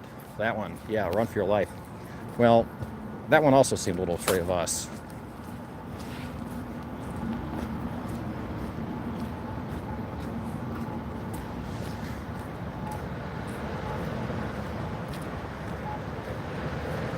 Rats are just kind of vilified squirrels. That's why they hide during the day. Are rats excessively vilified?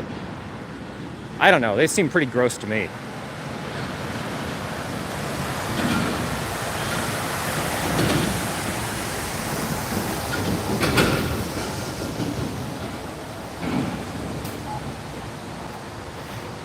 Anna shared our video. Well, thanks, Anna. I appreciate that.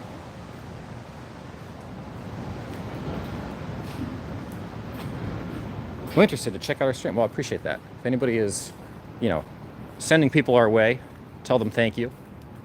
No, we appreciate that, guys. If anybody is, new to our platform, new to our streams, we're glad to have you with us. And, as you can probably tell, we cover a lot of different things. We try to catch live stuff in DC, but we also do deep dives into all kinds of topics. So you might find you enjoy it here. If you have not subscribed, please get subscribed. If anybody hasn't dropped a like on the video tonight, I do appreciate that. And I don't mean to annoy people with plugs, but those likes do help us out with YouTube. So do that. Check our description that has links to our Discord and our Duck Fund. If anybody wants to join our Discord, I do always appreciate that too. I mean, hopefully that's enjoyable for you guys. It's a place to, chat, share links, things like that, even when we're not streaming. We also, if you're on the Discord, we also usually, before we stream, let people know a little bit ahead of time there that we're going to stream, so you get a little tip when we're going to be on. So hopefully that's helpful.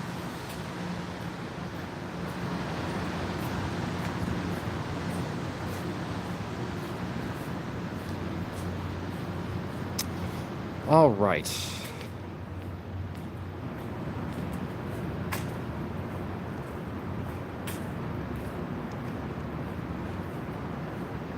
What time does the paper come out in DC? I have never gotten a paper newspaper as long as I've been in DC, Terry. So I don't know. I don't know the answer to that.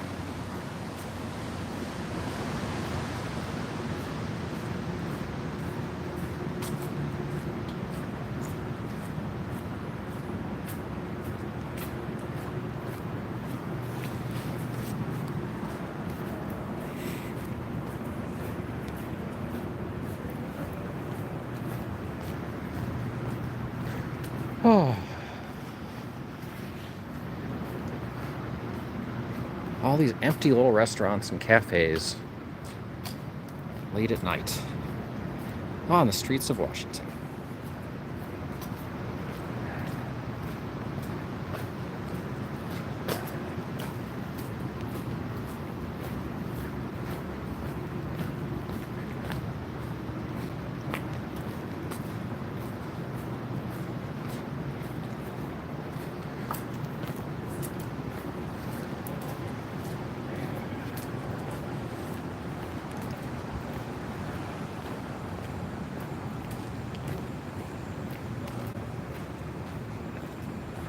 Man, it seems like people got tired. The chat slowed down a lot. I got caught up with the chat.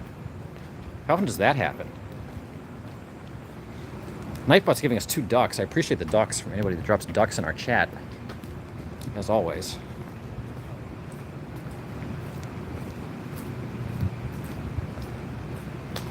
Let's see. Okay, we just hit 3 hours, which means we've probably gone about 10 miles tonight.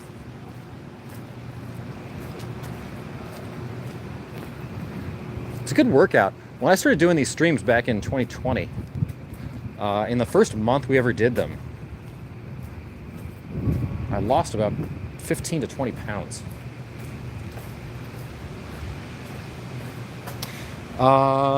Give a shout out to Donna and Seven for helping greet people today. Well, I appreciate that.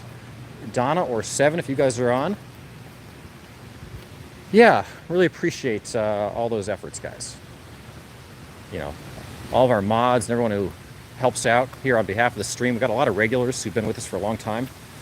Certainly appreciate their efforts on behalf of our streams, always.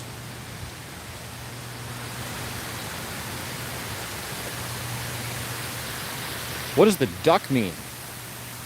Oh man, that's a long topic to get into. I mean, not that long, but oh no, back during 2020, when all the crazy protests were happening in DC, and it felt like, DC was just falling apart at the seams. And we were trying to bring people live coverage of some of the craziness on the streets of DC. Every once in a while, we started going down and hanging out with the ducks at the reflecting pools in Washington. And we found it awfully therapeutic, frankly, to go down and just feed the ducks sometimes as a little respite from all the craziness in our world. People seemed to enjoy that, and it kept people coming back to our stream. So that was kind of the foundation of us doing daily live streams, was actually just kind of giving people a little bit of a respite from the craziness of the world through ducks. And we just go out through stream for 3 or 4 hours and just feed ducks the whole time and talk through the issues of the world. So that's kind of the origin. Jeanette's saying, yeah, if you check out our Discord, that has the whole complete story of it.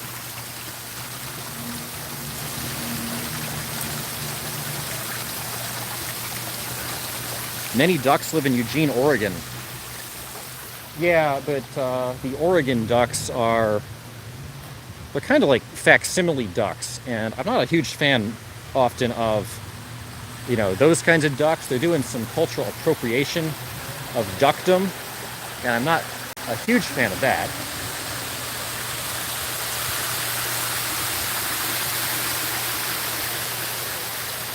Is that the wind kicking up? No, it's the fountains here at the U.S. Navy Memorial, which we are swinging by. John Celeste just got here. What was the brouhaha at the J. Edgar Hoover building? Oh man, John, you got a couple of days of stuff to get caught up on. Go watch our stream from 2 nights ago. In fact, we had 2 streams 2 nights ago.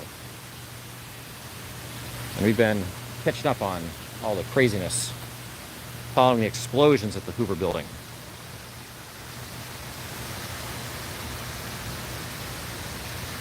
Asheville, North Carolina, duckdom appropriation for sure.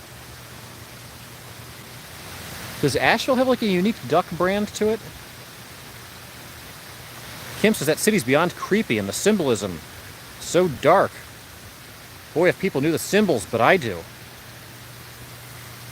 Well, welcome, Kim. We are again at the Navy Memorial, and this is the National Archives in front of us.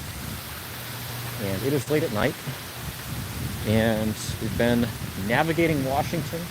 We spent about the first hour of tonight's stream at the FBI headquarters, just kind of recapping some of the things we know and some of our observations around the, what happened there at the FBI headquarters. And, then we went and we stopped by the U.S. Capitol building for a little bit to see what was going on there.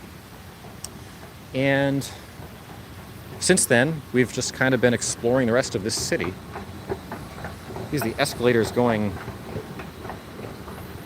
up and down to DC Metro, the underground subway system, which, as you can see, is closed right now.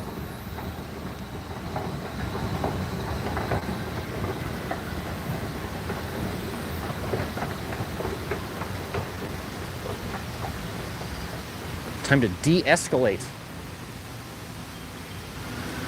Or alternatively, to escalate, I suppose. I think they're doing work on that station, though, because there was a metro truck there.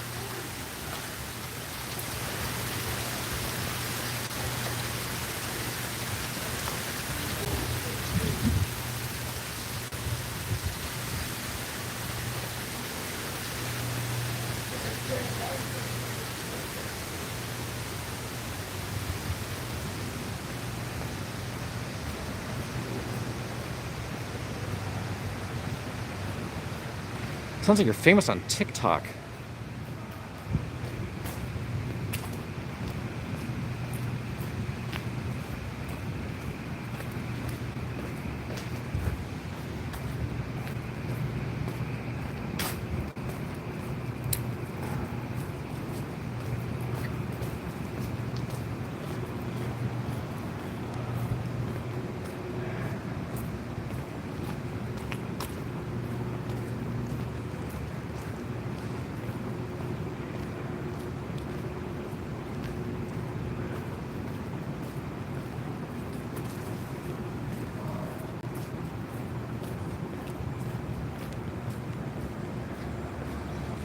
I don't know. Mods, if we picked a winner tonight, I thought we should probably pick a winner tonight. Who is our winner? As you can hear, we have like random screaming people in the streets behind us. You get a little bit of that sometimes this time of night.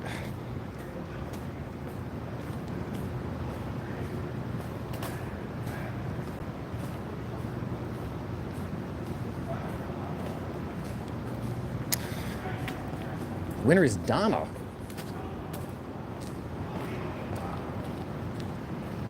Well, Donna, congratulations on your victory tonight.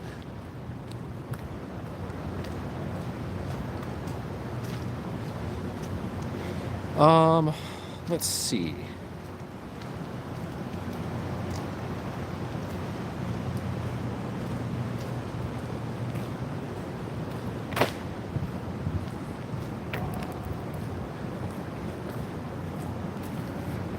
Okay, yeah, we're famous on TikTok, maybe. Your calming voice enjoying this from Las Vegas, Nevada, says Jordan. Well, thanks for joining us. The Hoover building imploded, then somehow healed itself overnight, says Big Dog. Yeah, something like that, Big Dog.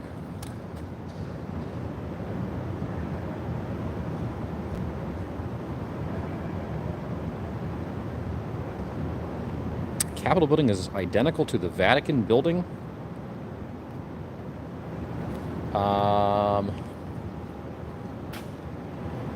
Like the Capitol dome? I don't believe that's the case, Kim. But maybe you mean something different. Is the Partisan still there, David? No, it's not. Hasn't been for many years. That was a good, cool little place. Skeptical, I missed the duck name origin story. I thought duck was an inside joke for phony hippies pretending to be enlightened only to be fake. That would be different. I hadn't heard that one. Sony manhole covers, e.g. tunnels. Zena, do you live in downtown DC where we're walking? We do live in downtown DC, Zena. We do. So, yeah, we were some of the folks affected by the loud blasts the other night.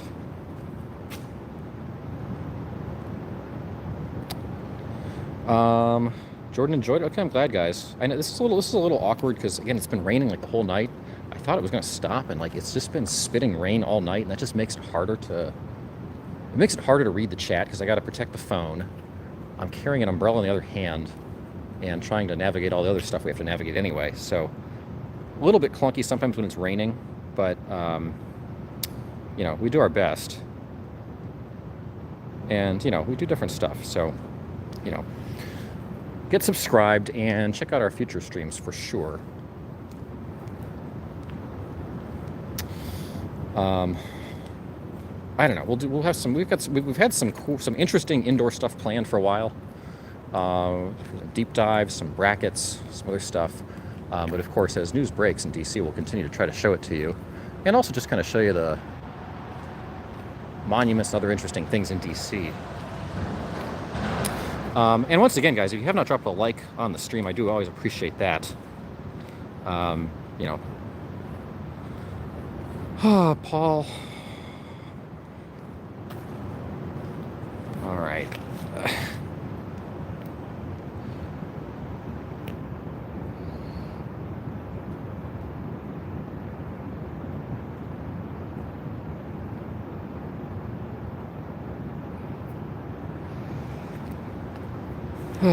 All right, guys. Does Mrs. Land get lonely and go on these long walks? We are on very different schedules, Big Dog. Mrs. Land gets up super early. In fact, sometimes our schedules overlap where I'm still up when she's getting up. So, yeah, it's been a little... It's not a permanent thing, but, we'll get her back on the stream as soon as we can. Mrs. Land used to join us periodically for our streams. Any Halloween decorations, Ken? Not really that I've seen in DC. Obviously, you guys who were watching our streams in Ohio earlier this week, saw there were plenty of Halloween decorations there.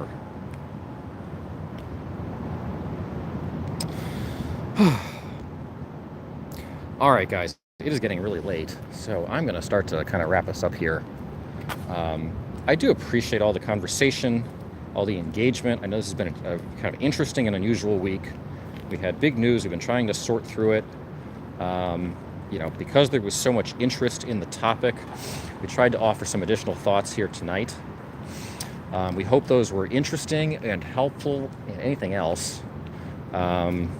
Always open to suggestions. Landspeculation@gmail.com is the email address if people want to get in touch with us. Or you can reach out on the Discord. And again, the Discord link is in the description. If anybody's not on our Discord yet, it's a great place to continue the conversation. You can always chat there. You can do voice chats there if you want to. Please feel free to join our Discord. Send all of your money to our duck fund. The duck fund is there in our description as well. And there is no amount that is too much to send to us. So, my suggestion would be figure out how much money you have in your bank account. Take out, 15 or 20 bucks for yourself and give us the rest. Just send it there to the PayPal link in the description. There was a chopper of the FBI building yesterday since winter night. Interesting. All right. No rats on your next live stream, pretty please, says Emerald. We'll do what we can, Emerald.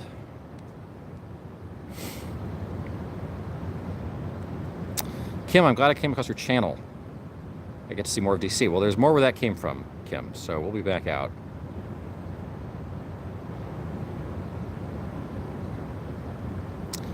NCS Wick. I'm late. I'll have to watch again. Hey, everyone from Australia. Well, thanks for joining us from Australia.